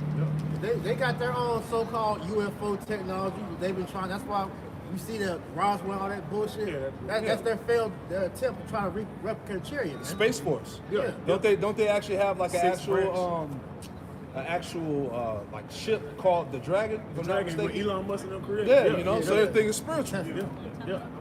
You know? It says, and there was war in heaven. Michael and his angels fought against the dragon, and the dragon fought and his angels. That's right. And prevailed not. And so that's going to be the chariots, all right, going against Esau's jets, planes and helicopters and drones. Just straight up decimating, man. There's going to be no contest. You know, because Esau's technology can't even light a candle to what the Most High has, man. That's why when you hear these guys talk about these chariots, it's impossible for them to track them. It's impossible for them to detail how they move because they said that technology is out of this world, man. Yeah. It goes beyond the realm of Esau's comprehension, man. Exactly. The Lord let Esau see what he want him to see, so he can report it. And it said, Revelation 12:8, and prevail not, neither was their place found anymore in heaven. Right, so Esau is going to be totally destroyed. So they show you that. It's a video, I think it was them Arabs, man. They was trying to shoot the chariot down. They was just flying through the missiles, man. Yeah. You know, it was easy. Easy work, man. That's right. So, what more that? A little bit more left in this. It says back in 2nd Ezra 13:11. And they were all mixed together, the blast of fire, the flaming breath, and the great tempest, and fell with violence upon the multitude which was prepared to fight, and burned them up every one, so that upon a sudden of an innumerable multitude, nothing was to be perceived, but only dust and smell of smoke. When I saw this, I was afraid. Yeah. So that concentrated energy, all right, that fire, that laser beam, came out of that chariot and turned everything into dust. There was nothing left. Nothing left but it perceived it, but it's smoke. Right? That's the future of America. Come on, That's man. the power of the Lord, man. That's why Yahweh Shem Yahushua is to be feared. This is why we're so fervent with this message and teaching it the correct way, man. We don't want no parts of the destruction the Lord's about to bring, man. That's right. You know, the scriptures say that. Through the Spirit of the Lord, we persuade men. Because we know that the anger the Lord is coming with, man. Yeah. While you Jakes out here playing with the Lord's words, man, we're making our call of election sure, man. Lord wasn't we're of the elect, man. That's right. That's right, brother. Go ahead, hit that Daniel. God, this is the book of Daniel, chapter 2. Because going back to the point, as we were going into 2nd Ezra, the 4th chapter, all right, you know, it took the set measure to be fulfilled, right? So we at that point now, man, all right? The time of Esau trying to fully implement his new world order, man, all right, to enslave the planet, right? Go ahead. This is Daniel chapter 2 and verse 31. Thou, O king, sawest, and behold, a great image. Yep. This great image, whose brightness was excellent, and stood before thee. And form, therefore, was terrible. Right, so this is Daniel speaking to King Nebuchadnezzar about the interpretation of the dream, right? Go ahead. This image head was fine gold. Of that statue. You can pull it up. Go on Google, look up the statue in Daniel, the 2nd chapter. Read it again. This image head was fine gold. Yep. His breast and his arms of silver. Right, so it says the image head was a fine gold, which represents the Babylonian Empire. Right? And it says his arms of silver. Right? The silver is what? The Medo-Persian Empire. Go ahead. God. And it says his belly and his thighs of brass. Right. The brass is what? The Greeks. All right? Because what? Alexander, he took down the Persians. Yep. Go ahead. And his legs of iron, his feet part of iron and part of clay. Right, which is the Roman Empire. But spiritually, you could tie that into now. Yep. All right, dealing with NATO, EU, and America. Yep. All right. Because really, yeah, read it again. Because really, all right, America, NATO, and the EU, the European Union, is the Roman Empire reincarnated. Yep. Yeah. They got the Treaty of Rome. Yep. The Treaty of Rome, the 10 Commonwealths. Yep. All that is under the beast. Yep. And it says, verse 33. I'll be 32 again. Daniel chapter 2, verse 32. His image of the head was fine gold, his breast and his arms of silver, his belly and his thighs of brass, his legs of iron, his feet part iron and part clay. Yeah, part iron and part clay. Go ahead. And verse 34. Thou sawest till that a stone was cut out without hands. Now, what's spiritual, as we read in 2nd Ezra, the 13th chapter, right? Ezra described a mountain being cut out, right? And he couldn't perceive where it was cut out at. And it said that the Lord flew upon it. Yep. Right? Now read this again. Con. Daniel chapter 2, verse 34. Thou sawest till that a stone was cut out without hands. A stone that was cut out without hands. And this is what? Yahweh Shai. Right? He's that stone, that rock. Go ahead. Which smote the image upon his feet. Which smote the image upon his feet. So we're at the part of the we're at the part of the image. We're at the feet. Yep. We're at the 10 toes. All right, the miry clay. Right? Was it partially clay, partially iron? Yep. Right? Go ahead. That word of iron and clay and break them to pieces. You see that? And that's the final kingdom that's ruling. That's this beast, this final beast. At the end of the what'd you say, the end of the hill? The end of the heathen rule. Right? The EU, NATO and America, man. Yep. Right? Got it real quick. Go ahead. It's Daniel chapter 8, verse 25. And he shall cause and he shall speak great words against the Most High, and shall work after saints, and the Most High, and think to change times and law. Eight. And through his policy he shall cause craft to prosper in his hands, and shall magnify himself in his heart. Call the scripture, slow down a little bit. Daniel chapter 8, verse 25.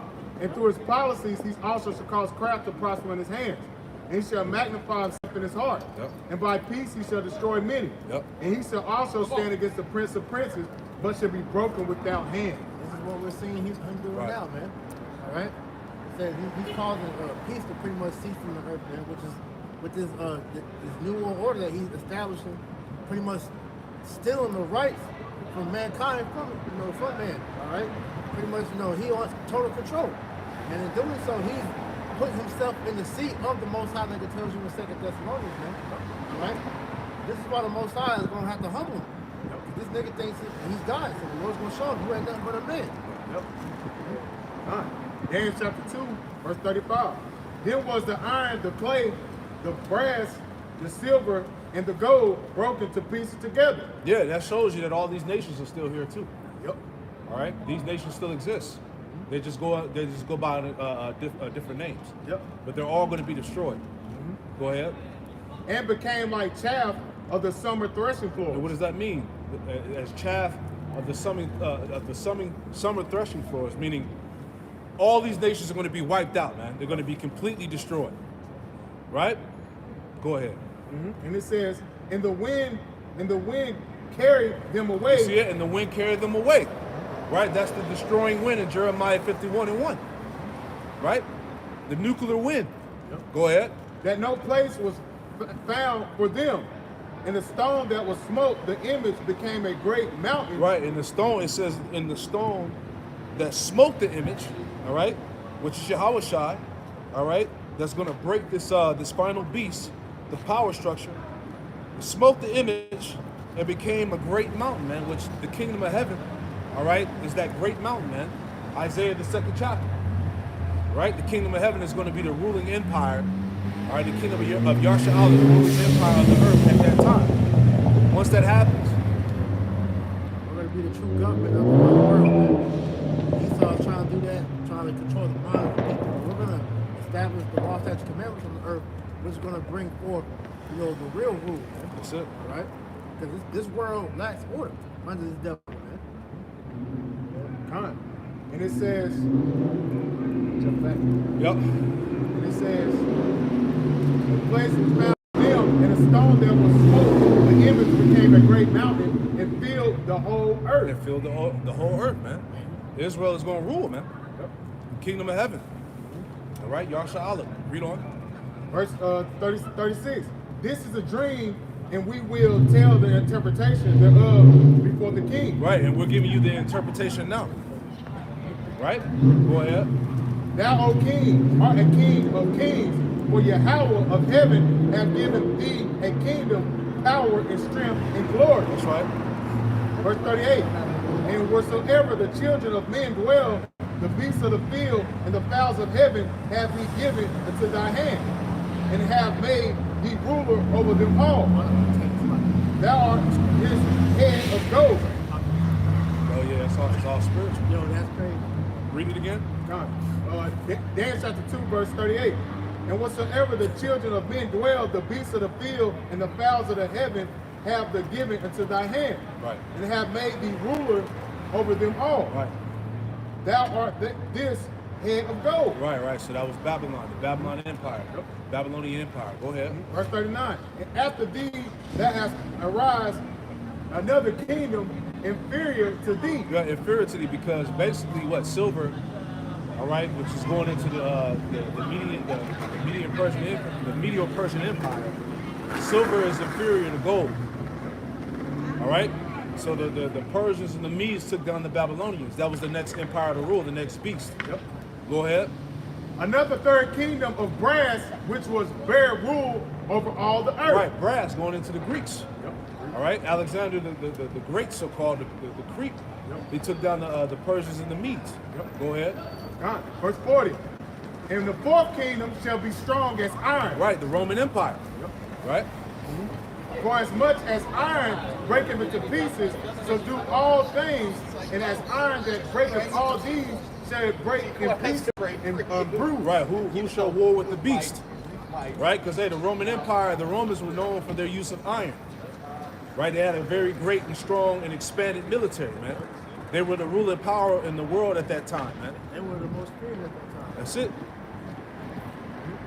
Real quick, Daniel 7:7. Yep. After this I saw in the night vision, and behold, a fourth beast, dreadful and terrible and strong exceedingly. Yep. And it had great iron teeth, and devoured and brake in pieces, and stamped what is that? And stamped and subdued with his feet of it, and it was diverse from all the beasts that were before it. Right. It had 10 horns. The Roman Empire, you know, the Roman Empire, you know, subdued many nations, man. Many nations became tributaries unto the Roman Empire. They had a great army. You know, they were known for their weaponry, the use of iron. Right? They were a very exceeding strong army. Yep. You see all these old, period pieces, show that's adapted around the Roman Empire. They showed you the fierceness of how the Romans did, man. Yep. If you didn't pretty much go with how they wanted, if you didn't want to, pay the taxes to how they would tax you, man, they will overcome you. They will throw you down, man. Yep. Any rebellion that came up against the Roman Empire got quenched quickly. Yeah. And it said it was diverse. It was diverse out of all the other kingdoms because it had a Senate. Yep. You know what I'm saying? It had a Congress or whatnot. President. President. Two political parties. Exactly. Plebeians. Yep. Go back. Yeah, precept, bro. Bring it up. I just want to add to what the brother talking about at the beginning too, about the iron. The Romans are they the Edomites. This is Ecclesiastes chapter 12, verse 10. Never trust thy enemy, for like as iron rusteth, so is his wickedness. Heavy. So our top enemy is Esau evil, man. And when you read the scriptures, going into the different empires, that iron, like the elders say, they are the Romans. Yeah. And they're back here today. Yep. It's the revival of the Roman Empire. Yeah, the Greco-Roman Empire, man. 2.0. Jumping back. Yep. Daniel chapter 2. Daniel chapter 2. Daniel chapter 2 and verse 41. And whereas much that saw was the feet and toes part of the potter's clay. Yep. And part of iron. And the kingdom shall be divided. Yeah, the kingdom shall be divided. We seeing the division go on amongst the European Union right now, even amongst the European Union in America, man. Because a lot of the shit that spilled over from Ukraine, which is going to lead to World War III Armageddon, right? It said that the European Union was accusing America, all right, for the war, for starting the war. You know, and they ultimately America put Europe in a bad place because of this war, man. Because of the sanctions, yep. Sanctions, how they hit The pipelines. the Nord Stream pipeline. Yep. And there was something else they did too, but pretty much left all of them over there freezing to death. Yep. Oh yeah, and they hit the North Stream, they hit that pipeline, man. Yep. Yeah. And then also with some of these countries with the sanctions that the brothers going into, they got these energy deals with Russia. So that with them the sanctions, that's messing up them economy. Yeah. So Europe took a blunt of problems, all right, because of America's actions with this Ukrainian war. And then you see that Biden has been funding the Ukraine war the whole time, man. Billions upon billions of dollars, man. And that's why, as you see, the economy over here is tanking because all that money, where is it going? It's going into the funding of that Ukraine war, right? And all this stuff is starting to come out. So you got division playing out on every side right now, man. Right? Go ahead. I got something real quick to Yep. go off that point. This is Revelation 17 and 16.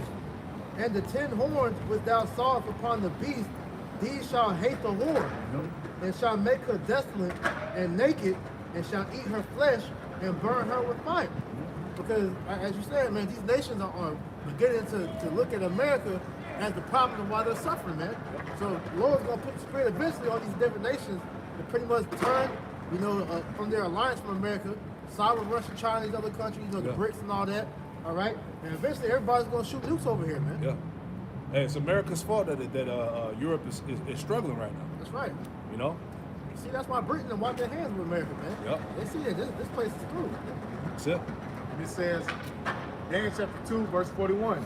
And whereas thou sawest the feet and toes of the potter's clay and part iron, the kingdom shall be divided, but there shall be in of the strength of iron, for as much as thou sawest the iron mixed with miry clay. Yep. Where was you at? Verse Daniel 2 and 42. Okay, yeah. Go ahead, read on. And it says, and as the toes of the feet were part of iron and part of clay, so the kingdom shall be partly strong and partly broken. Right, because we're in the revival of the Roman Empire, man. You know, the 10 toes, partly iron, partly clay, the division. The bricks, because hey, you got these nations that are eventually they're going to separate themselves from the European Union. Little by little, we've been seeing that take The place. Brexit and all of that. Yep. You know.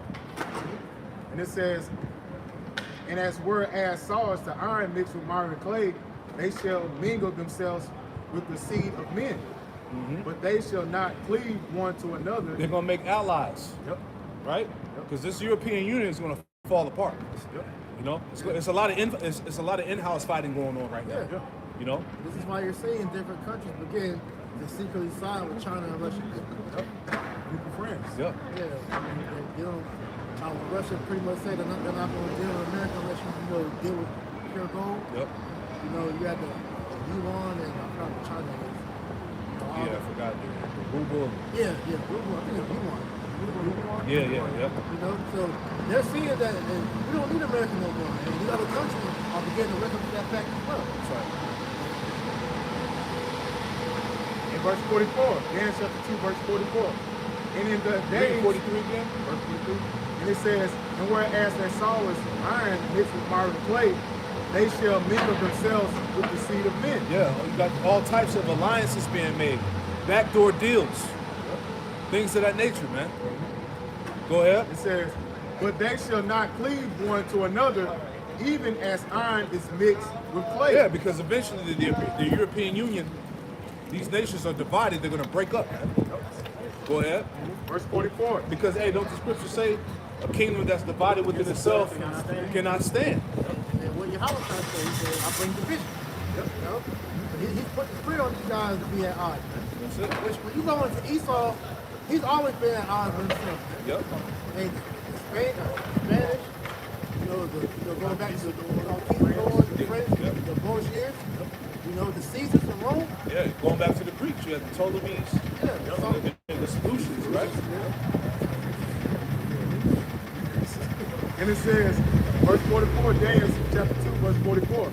In the days of these kings shall Yahweh of heaven set up a kingdom, which shall never be destroyed. Right, that's the kingdom of heaven, the kingdom of Yasha. Go ahead. And the kingdom shall not be left to another people. Yeah, so the kingdom should not be left to another people. So these heathen are no longer going to reign. This is it. All right? Go ahead. And it said, but shall be and it says, but it shall break in pieces and consume all these kingdoms, and it shall stand forever. It's going to stand forever. It's going to break in pieces all these other kingdoms. Get 1 Corinthians 15. Get that real quick. And somebody else get Daniel 7 and 26 and 27. 1 Corinthians 15, verse 24. Then cometh the end, and he shall have delivered up the kingdom to both sides. Yeah, then cometh the end where he should deliver up the kingdom to the Most High. Go ahead. Even the Father. Yep. When we shall have put down all rule, all authority, and power. Right, when he shall put down all rule, all authority, and power, because all rule and authority and power was given unto Yahweh Shah, man. read about that in John, the 5th chapter. All power from the Heavenly Father was given unto Yahushua, man. Right? The Lord said what in Revelations 1 and 18? That he had the keys of hell and death. All power and judgment was given unto Yahushua, man. Go ahead.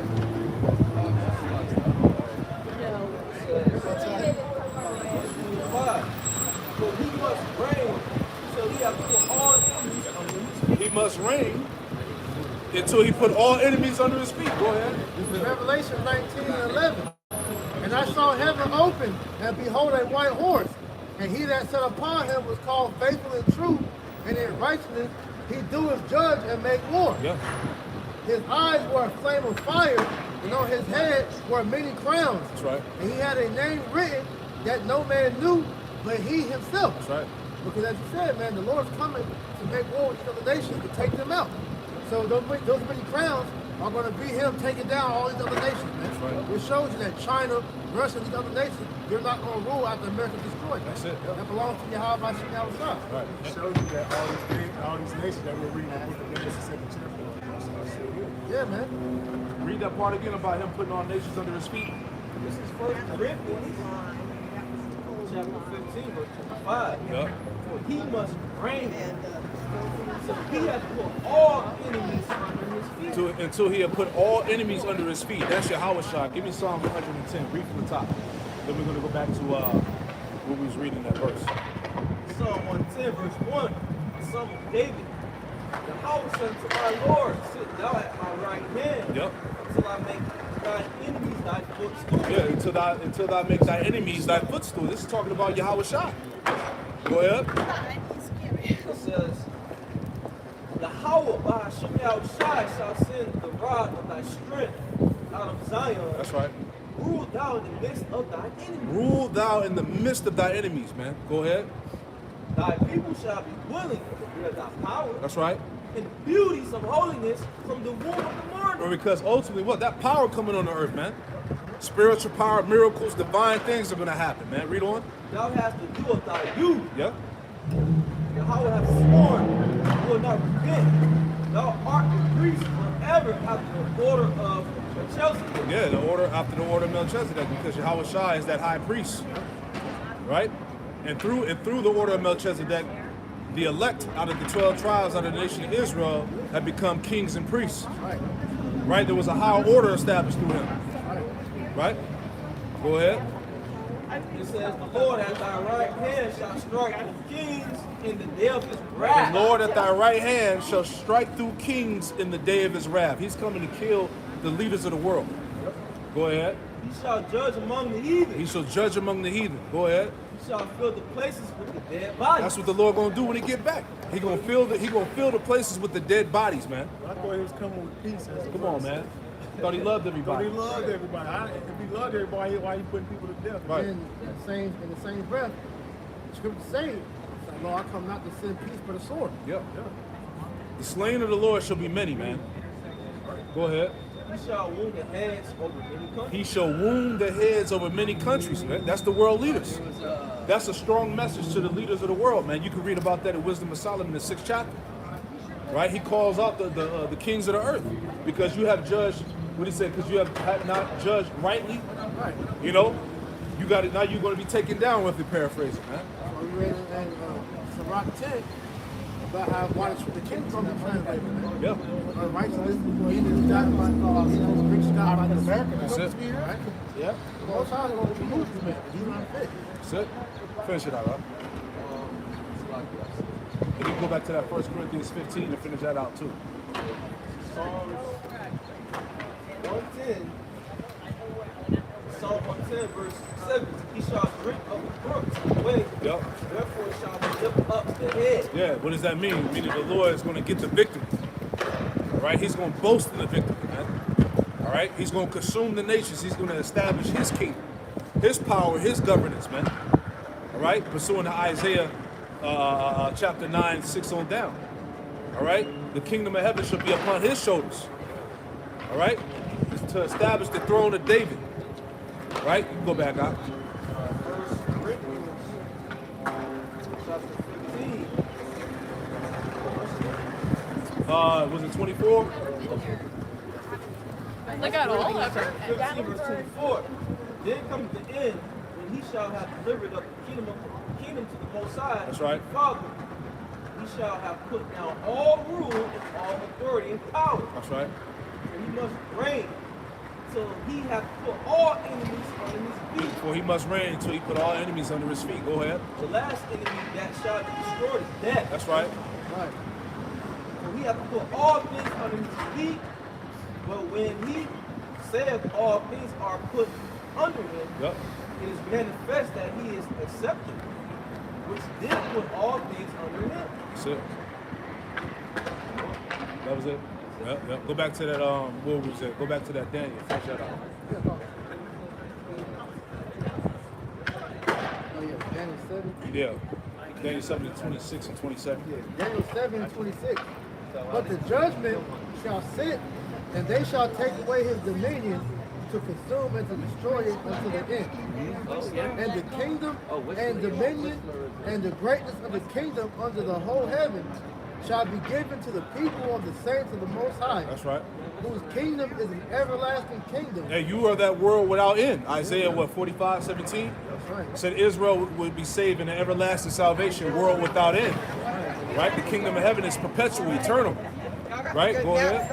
It says, and all dominion shall serve and obey him. All dominion shall serve and obey Yahweh Shai, man. All nations. All nations. All people on the earth. Every knee shall bow. Get that one in there. Those that don't bring them forth, slay them before. Yep. Any more in there? That was in 27? Yeah. Yeah, that was it. Okay, Carl, you got it. Luke 19, verse 27. But those my enemies, which would not that I should reign over them, bring hither and slay them before me. Right. Yep, So yep. it's gonna be total subjection. For those that don't want to bow, right, the Lord's gonna put us to death, man. Right? These nations. Right? So you go into Zechariah about they don't want to obey the rules, to make the rain stop in their land. You know? So you're gonna be forced to submission whether you want to or not, man. Because the whole world will be worshiping Yahweh Shai in the kingdom of heaven. Of course, you know, Zechariah, Micah 4, and Isaiah 2. Yeah, because when the elect come out of those chariots, we're seeing in Revelation 21, when they come out of them chariots, New Jerusalem, coming down out of heaven, what's going to happen? The law is going to be administered on the earth. That's right. Right? The Lord told us in Ezekiel 20, right, to purge out the rebels. Yep. So those that don't want to come under the orders of Yahweh Shai, the Lord said, bring them hither and slay them before me, man. So it's going to be, even after the nuclear destruction, you're still going to have life on earth.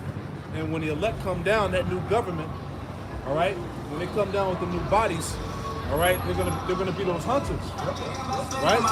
16. And they're gonna hunt down those that despise the orders. You know, purging out the rebels, man. It's gonna be a world cleanse. All right, even at that time. You know? This is Daniel chapter 2.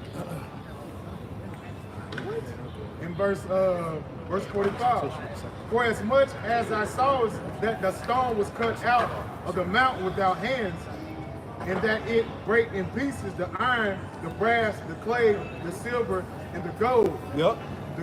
The king, the great Yahweh, have made known to the king what shall come to pass. Right, read that one more time, Akshalakya. Daniel chapter 2, verse 45. For as much as thou sawest that the stone was cut out of the mountain Right, without hands. that stone that was cut out the mountain, going back to 2 Ezra 13. Right? That was the stone that was going to smite the feet. That was going to break up the toes. The end of the body, which is going to be the end of Esau's power structure. Right? Yahweh Shai's stuff. Go ahead. And that it break in pieces the iron, the brass, the clay, the silver, and the gold. The great Yahweh have made known to the king what shall come to pass. Right, so all these nations that were listed, they're all going to be destroyed. All these heathen nations are going to be destroyed and come under the subjection of Yahweh Ba'Shem Yahushua. That's what's coming on the earth. Right? Any more? And hereafter, and the dream is certain, And the interpretation thereof sure. And the interpretation thereof is sure. So we're giving you the interpretation. Yep. This is the vision, the prophecies that are being made plain upon tables. All right? So this is the future, the kingdom of heaven, which is going to be established on the earth, man. Yep. All nations are going to fall under the dominion and subjection and rule of Israel, man. That's right. Right? Give me real quick that Daniel 7, 13 and 14. Right? Look at Daniel chapter 17. 7 and 13. It's like Daniel 7 and 13. It says, I saw in the night visions, and behold, one like the Son of Man came with the clouds of heaven. That's right. And came to the ancient days, and they brought him near before him, and there was given him dominion and glory and kingdom, that all people, nations, and languages should serve him. His dominion is an everlasting dominion which shall not pass away, and his kingdom that which shall not be destroyed. Right, an everlasting dominion, man. All nations, languages is going to serve Yahweh, man. The kingdom is the Lord's. Revelation, give me Revelation 11 and 15 real quick. All right? Revelation 11 15. Yep, 11 and 15. Revelation 11 and 15. It says, and the seventh angel sounded, and there were great voices in heaven saying, the kingdoms of this world are become the kingdoms of our Lord. Right, yeah, the kingdoms of this world have become the kingdoms of our Lord. The Lord coming with the takeover. You see, the new world order, the true world order, is when Yahweh Shah establishes the true government on the earth. Y'all shut about to debo these damn nations, man. You know? It says, and of his Hamashiach, and shall remain, it's like, and shall reign forever and ever. Right. Hey, Israel is the world without end. Yep. All right? We have forever coming to us, man, if we're part of the Lord's elect. Right? That's why the members of the elect, the prophets, are out here declaring the song, man.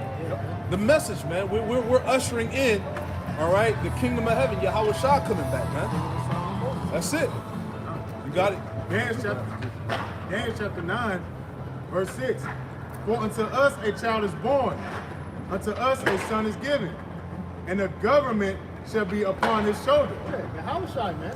All right, because that government that's going to be put upon his shoulder, man, that's the kingdom that he's about to inherit, man, which whether we're of the elect will be joint heirs with, according to Romans chapter 8, man. All right? And it says, and his name shall be called Wonderful, Counselor, the Mighty Power, the Everlasting Father, the Prince of the Peace. Yeah, those are titles.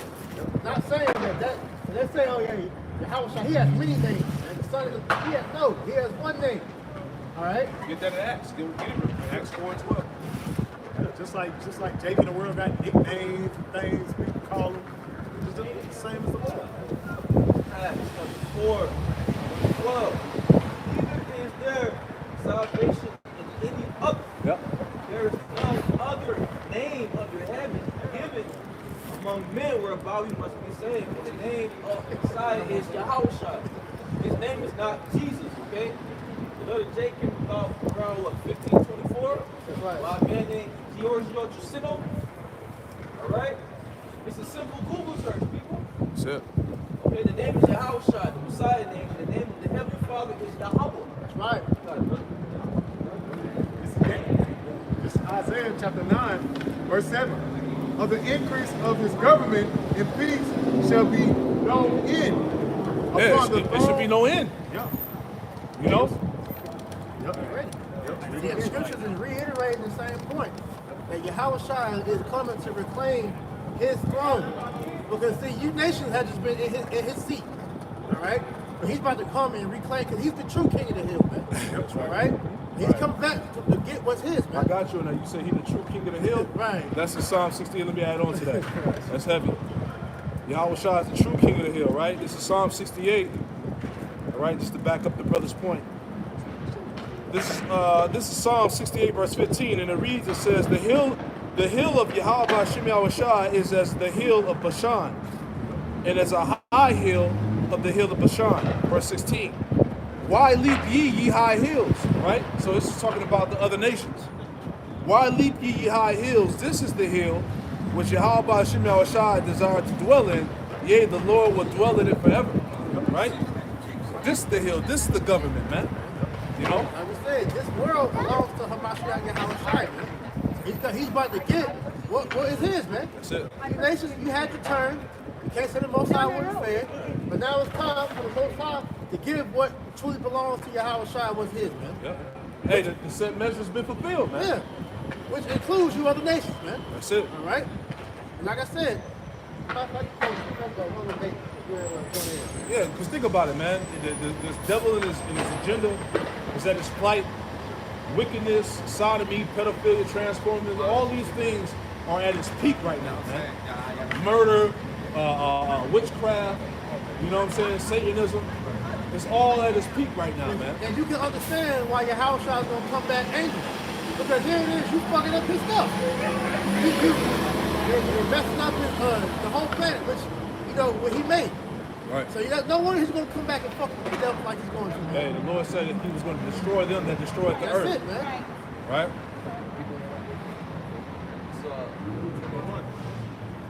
Four. They shall fall by the edge of the sword. They shall be led away captive to all nations. That's right. Jerusalem shall be trodden down of the Gentiles until the time of the Gentiles. That's right. The time of the Gentiles has been fulfilled with Esau, man. So once he's done, then all that's left is for Israel to rule forever, man. You know?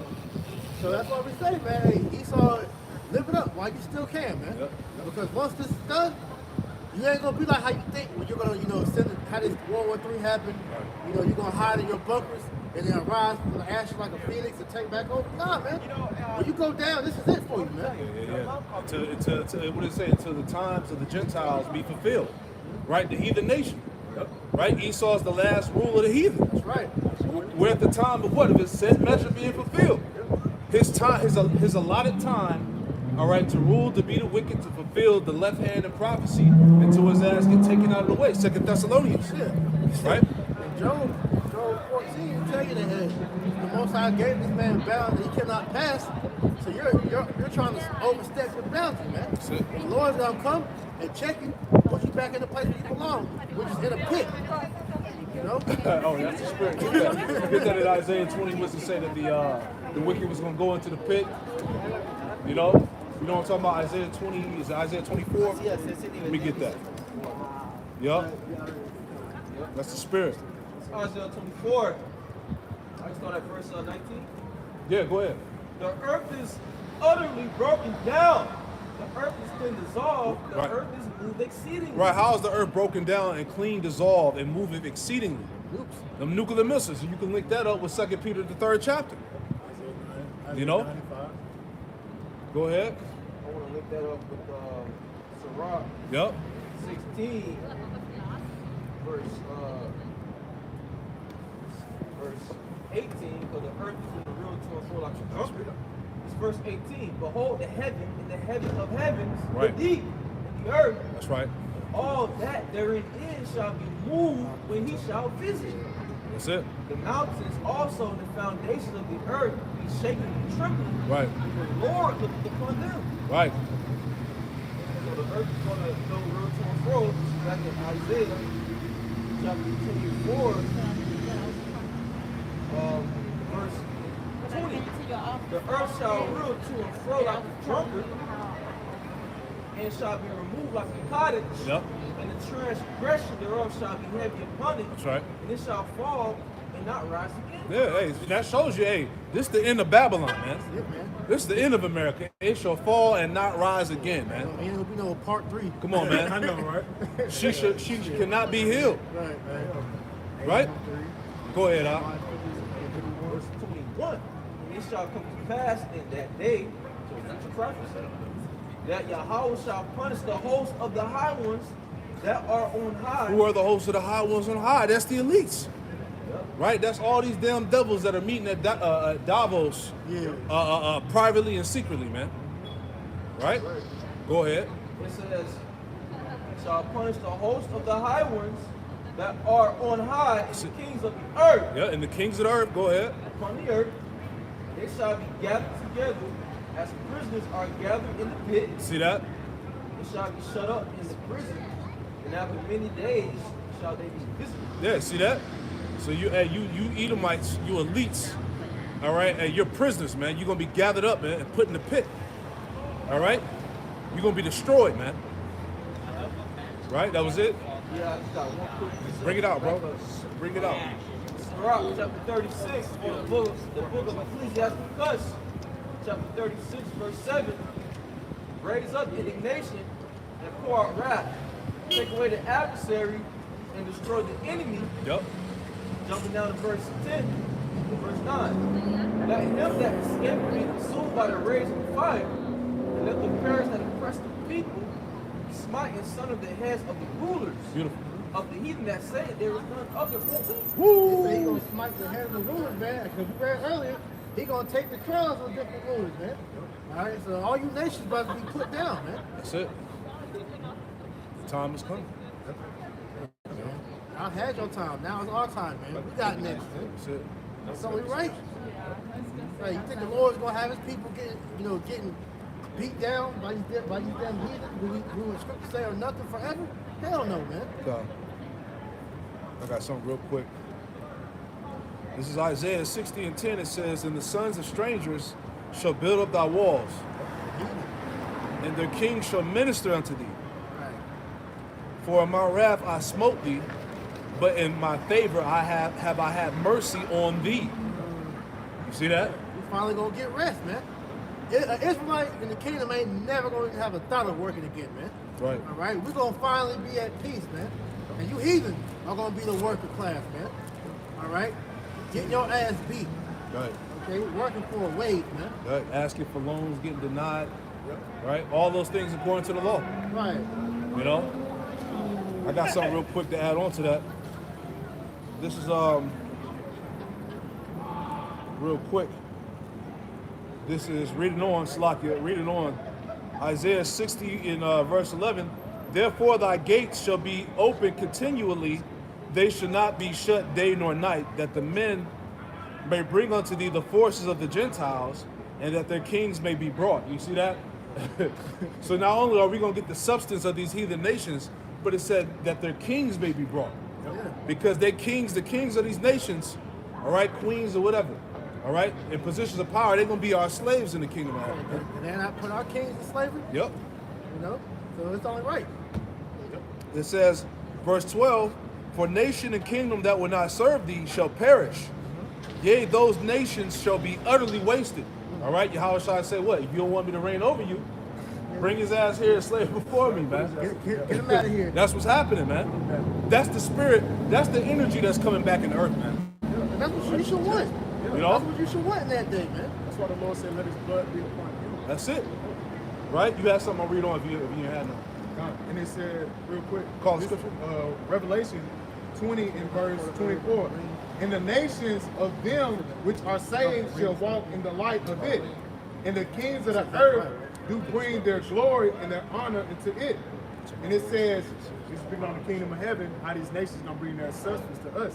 And it says, verse 25, "And the gates of it shall not be shut shall not be shut at all by day, there shall be no night there." And it's talking about how these nations are gonna bring their wealth and their substance to the nation of Israel, man.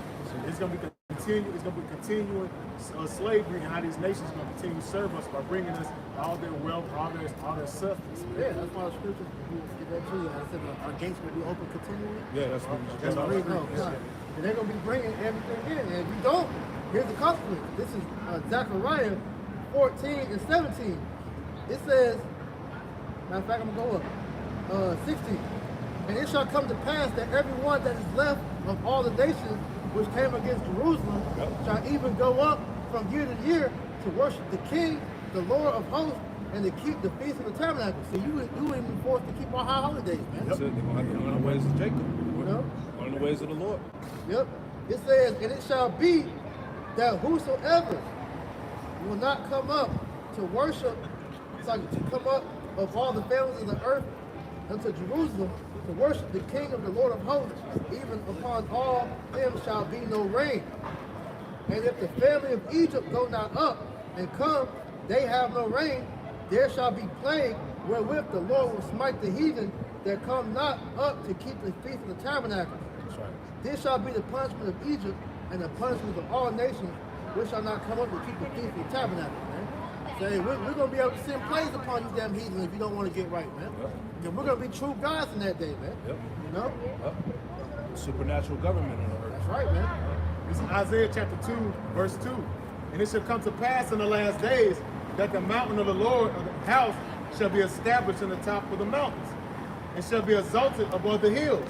Yeah. And all nations shall flow into it. Now, we mentioned, man, the elect, all right? We're starting with the elect, all right? We will be that governing body to establish the way of the Lord in the earth. Yeah, we bring order, man.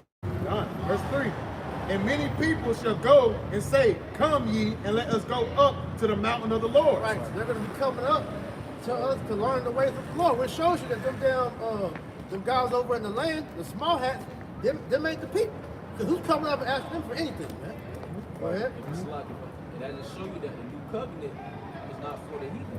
Exactly. It's only for the Israelites. And show you that we're not in it yet. Exactly. We don't have nobody on this. Them 48ers ain't got streets of gold. They ain't got cities built with emeralds and precious stones. You gotta import plants over there that they didn't defile the land so much. Right. These streets all full. Yeah. You got the damn Pride Parade over there, Pink City. It look horrible. That's why I said it needs fire, because it needs to be clear.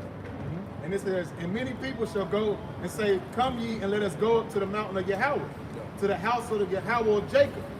And he, power of Jacob, and he shall teach us of his ways, and we will walk in his paths. For out of Zion shall go forth the law. Yeah, see, out of Zion, out of Israel, out of the government shall go forth the law, statutes, commandments. That's how the earth is going to learn righteousness, pursuant to Isaiah 26 and 9. When thy commandments are in the earth, then the world will learn righteousness. Yeah. And it said, Because the heathen gonna be going off, man. So they're gonna need to know what to do, man. Yeah. They're gonna be coming to us, asking us, for exorcism, because they're gonna be getting plagued by demons. Yeah.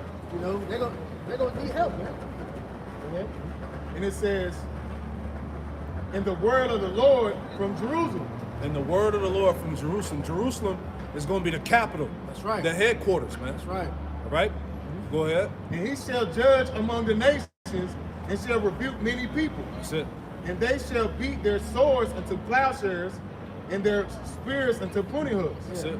All the military arsenal is gonna be pretty much put down, and they're gonna be made back in the agricultural nation, man. Yeah. Because there's not gonna be no need for war, because no other nation gonna be able to come up against Israel, man. Yeah, it's going to be a supernatural government ruling the earth, man. Who's going to go to war against that? Yeah, what can you do against a guy? Come on, man. Nations shall not lift up sword against nation, neither shall they learn war anymore. So it's gonna be peace finally. All right? There's not gonna be any more war. It's not gonna be a war after World War III, man. Right. You know? This peace will finally be established because the true rule of the earth will be finally set in place, That's man. it, yeah. Yep. So I'm going to go back to Isaiah 60, finish it out. Isaiah 60 and 12. Isaiah chapter 60, verse 12, it says, for the nation and kingdom that will not serve thee shall perish, yea, those nations shall be utterly wasted. The glory of Lebanon shall come unto thee, the fir tree and the pine tree, and the box together to beautify the place of my sanctuary. And I will make the place of my feet glorious, man, because the kingdom of heaven is going to be glorious, man. We went to this Right. square. It says, verse 14, Isaiah 60 and 14. The sons also of them that afflicted thee shall come bending unto thee, and all they that despise thee shall bow themselves down at the soles of thy feet. In the city, and they shall call thee the city of the Lord, Yahweh Shem Shai, the Zion of the Holy One of Israel. So the nations are going to bow down to the soles of our feet, man. All right? Not like how you see these other niggas with these heathen bowing down to them at the campsite and shit, man. Right, we ain't in that time, man. Here it is, you got Esau bowing down to your ass, but you still got to go to work tomorrow. Yeah, go battle that boss. Right, exactly. You still got to go work for his ass, but he bowing down to you. Right? Read it on. Go ahead. Yeah. Isaiah 60 and verse 15. Whereas thou hast been forsaken and hated so that no man went through thee, Yep. I will make thee a eternal excellence and a joy of many generations. Yeah. The Lord says he's going to make us an eternal excellency and a joy of many generations, man. right? Born into what? That stock of the elect, the first fruits, right? It's going to be like how we read back in Deuteronomy 7. Yep. You know, what nation is the greatest thing who God is with thee? Pretty much rough paraphrasing. Right. You know, they're going to be in awe of us again, man. And in a good way this time. Verse 16, Isaiah 60:16. Thou shalt also suck the milk of the Gentiles, and shalt suck the breast of kings. Yeah, we're gonna take their substance. Because all that shit, it belongs to us anyway. That's right. The riches, the precious stones. All right? We're gonna get it all back. That's right. Go ahead. And thou shalt know that I, the Lord, am thy Savior and thy Redeemer, the mighty one of Jacob. Yep. For brass I will bring gold, and for iron I will bring silver. Say And for brass, he shall bring forth gold, man. That's how much abundance gold is going to be in the kingdom of heaven. You know? and wood and brass for stones and iron. Yep. I will also make thy officers peace and thy extortioners righteousness. Yeah, extractors, all right, I believe it goes back to taskmasters, because we're going to have, you know, it's going to be order, and position. We're going to have workers, we're going to have slaves. You know, you're going to have particular brothers that's going to have dominion over lands, regions of the earth, all right? Because we're really going to be like the righteous bankers when the Lord sets us back up. You know, The true noble elite. yep, right. We're going to be establishing order. We're going to be dictating things in the earth, man. Hey, this brother over here, you handle the stones. This brother over here handles the, handles the wood, or whatever the case is. You know what I'm saying? Let's go back to the parable of the talents. Yeah. He said you're going to be ruler over 5 cities. You know? And it says, violence shall no more be heard in thy land. Yep. Wasting or destruction within thy borders. Right, ain't gonna be no niggas getting shot on the street. You ain't gonna be hearing loud ass cars. No drive-by. No drive-bys, none of that shit. No abortions. None of that. No more violence should be heard in the land, man. Or talk back from Eve. All right? That's what you call rest going into Hebrews, the 4th chapter. That's right. That's the rest that we labor for. So that we can enter into the Lord's rest, the scripture says. You got a precept, Bob? Quick read, Revelation 21 verse 4. Yep. And the Most High shall wipe away all tears. That's right. There shall be no more death, Yep. neither sorrow nor Yep. crying.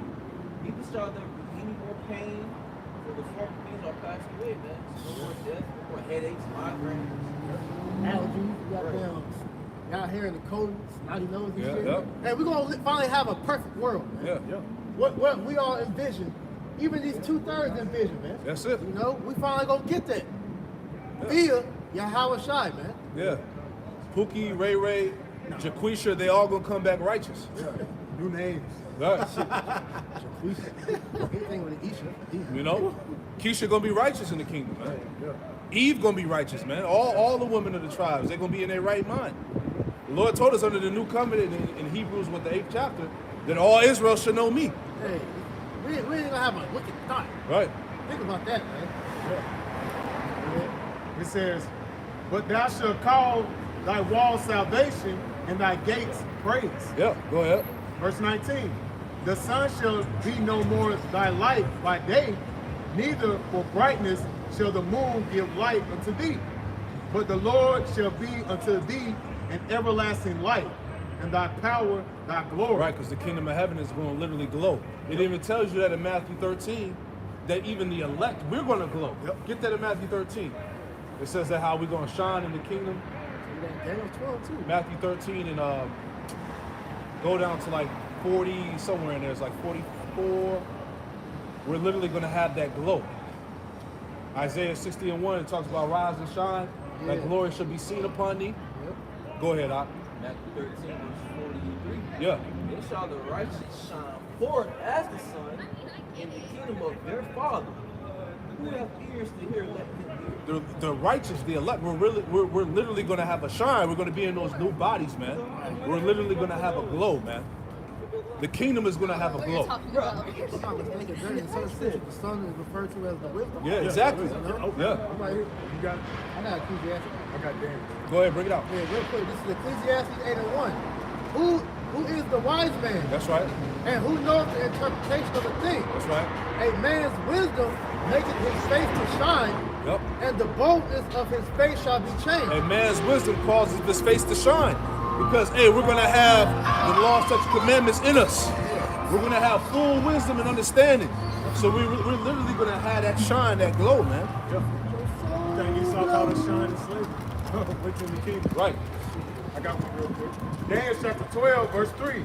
And they that be wise shall shine as the brightness of the firmament. And they that turn many to righteousness as the stars forever and ever. That's the prophets, man. That are turning many unto righteousness as the stars forever and forever. Meaning that the righteous, the prophets, will continue to come back always in their lot. Yes. Right? From generation to generation, it says. Right? What you had, Doc? Deuteronomy 4, verse 5. Behold, I have taught you statutes and judgments, even as Yahweh, my power, commanded me, and ye should do so in the land whether you go to possess it. Yep. Keep therefore and do them, for this is your wisdom and your understanding in the sight of the nation. Beautiful. Right. We shall hear all these statutes and say, surely this great nation is a wise and understanding people. For what nation is there so great? Who has the power so not tempered as Yahweh our power. Right. That's what's going to make the heathen be drawn into it, man. Like a moth to a flame, you know, like these bugs to these lights. The nation, that's what they're drawn to. They're going to want to have part in that. They want to know, you know, the wisdom of the Israelites, man. All right? As we read in Isaiah the 2nd chapter, they're going to say, let us go up to the mountains to the mountains of Jacob. They're going to be giving away their children to us, man. Yeah. Just being unpleasant, man. Go ahead, bro. It's Isaiah 60 in verse 20. Thy sun shall no more go down, neither shall thy moon withdraw itself. For Yahweh shall be thy everlasting light. That's right. And the days of thy mourning shall be ended. And the days of thy mourning shall be ended, man. That's the day we looking for, man. No more death. All right? No more sorrow, man. Just peace. Finally be able to exist like the Lord created us to, Yeah. man. Verse 21. Thy people also shall be all righteousness. Thy people shall be all righteous. Man. Thy people shall be all righteous, man. There ain't gonna be no more. Ain't gonna be no more wickedness. No more wicked Israelites, right? Every Israelite on the planet is gonna know Yahweh Shema Shai, man. No more Hebrew thugging lights. Right. None of that bullshit, No. man. No more niggas, man. No more crime. Can you imagine a world with no niggas? No hoes, sluts, none of that. No FAGs. Yeah, no bad bitches, boss bitches. None of that shit, man. And it says, thy people also shall be all righteous. They shall inherit the land forever. Yeah, they shall inherit the land forever. Israel shall dwell in safety and alone. The scriptures say. Go ahead. It says, the branch of my planting, the work of my hands, that I may be glorified. Right. The work of my hands, the elect. Right? The planting of the Lord. Right? That grape of the cluster that he kept. Yep. Go ahead. It's verse 22. A little one shall become 1,000, and a small one a strong nation. Yep. I, the Lord, will haste it in his time. Yeah. So we're gonna have to reproduce. We're gonna have to bring the kingdom back, man. That's going to be a popular pastime in that day. So sex is gonna be in the kingdom. Yes. Come on. And how's that going to take place? With men having multiple wives, man. Exactly. Like it was created to be. There's not going to be no monogamy in the kingdom of heaven. Right. You have to sneak and get your side wife. Right. Jake sneaking around. Jake teleporting over Yeah, you there. got to teleport to your side chick, Castle and shit. Hey, bro, tell him what you. Right. Your chariot was over there. I told you I was with the Lord. Your chariot, I see your chariot over there. Hey, ain't gonna be no more checking in with the wife. Hey, Ain't no more. I gotta see if my river let me go see my other river. Right. Nah, Can man. you take me with chariot? Right. Hey, we're gonna finally be able to live like how a man of the Lord is supposed to live. Exactly, Man. man. You know? It's not gonna be no restrictions on us, man. Exactly. We gonna, like the elders always say, we just gonna be able just to. Yep. That's what's coming. That's what we're looking for. That's what we're fighting for, man. The hell with this place and everything in it, man. That's it, This is man. hell. It's truly hell, man. It really is. Hey, going into passport bros, right? Yeah, You know, now all these women mad and shit because you know Jake out there traveling the world trying to find chicks overseas, whether they starting families or whether they just out there popping. What does it matter? But ain't nobody saying nothing when you going over to Jamaica, you know, you going over to Dubai to get shitted on. Yeah. I'm saying, man, they say Jamaica too. They still got her groove back, right? Can't nobody say nothing about that. But hey, even with that though, hey, we looked at the chariot, bro, like the brother, big bro Amalanga Bar said. That's man. right. I'm trying to be the chariot, bro. Exactly. Nobody saying nothing. Nobody. When Jake do something, everybody got something to say. But nobody was saying nothing with Eve when they was having girl trips. Yeah, you got married women traveling overseas, getting popped by men in other countries. I'm saying they go to Jamaica and get piped down by Benjamin quick. Right. It's Instagram, so-called Instagram models, right? Only whores, only sluts, right? Making accounts, you know, showing they box on internet, right? They don't say nothing about that. The so-called white man go to Thailand and pop little boys, right? He going to England and go have dog brothels. Yeah, you know, but nobody say nothing about that though. No. But Jake want to go out and get a wife in another country, or he want to go play a trick in another land. Now everybody got something to say. Yeah, Man. you mad at the heathen women? They really accept us. Exactly. Shows you the hypocrisy of this damn place. That's why ultimately this kingdom got to go, man. No. Because Jake is bound by everything, and it's really the curses, man. The Lord said, hey, no matter where we go, those curses will be a sign unto us for generations, man. Right. You see? So the hell with all this shit, man. We need to get the fuck out of here, man. Deuteronomy 1:28 verses 1 through 14 is finally going to be in effect for us. Come on, man. All right? You know? We're going to be at peace, man. That's it. That's the rest. Hey, The Lord, they say, majority, they want to keep us down. They do. they do. Because they got the power over us. The Lord told us in Jeremiah that a woman shall incapacitate a man. He said it was a new thing in the earth. Yeah, when you go into that word compass, it means to go around the authority of the man. That's it. Which this is why Babylon the Great has been set up, and this great city, which that word city goes back to metropolis. This is a matriarchy, man. Yeah. Fucking mother city, man. You know? Everything was for the convenience of Eve, but the world was really made for the convenience of the man. Right?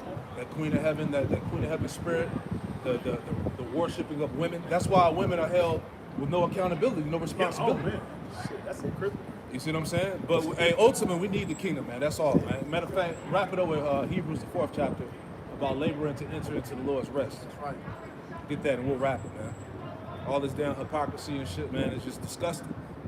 You know? But it's cool, though, man. Hey, the underdog always wins in every movie, man. You know? All right, this is Hebrews chapter 4, verse 10. For he that is entered his rest, he also has seeds from his own works, as Yahweh did from his. That's right.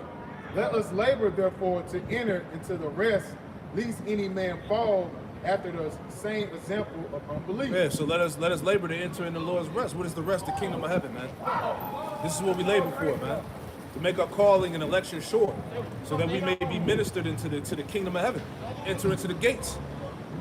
You know? Because we understand what's coming, man. This ain't it. No, this ain't This ain't the end all be all, Jake. We got something greater, man. Yeah. You know, eye have not seen, ear have not heard what the Lord has in store for them that love him, man. Roughly paraphrasing, man. You know? So hey, we're gonna leave it like that, man. Brothers got anything else you wanna bring out? All right. But look, pray that the camp was edifying. And we'll close it out by giving all praise, honor, and glory to Yahweh, Bahashem, Yahushua, Bahashem, Rakakwadash. Double honors to the apostles and elders of Great Millstone who taught us this truth. Double salutations to all you Akim out there laboring in the house of David, the elect. Let's pushing this word with all truth, righteousness, and sincerity. Shalom to you, brothers. Shalom. Shalom. From your Shalom. Shalom. Shalom. That's right. Hey,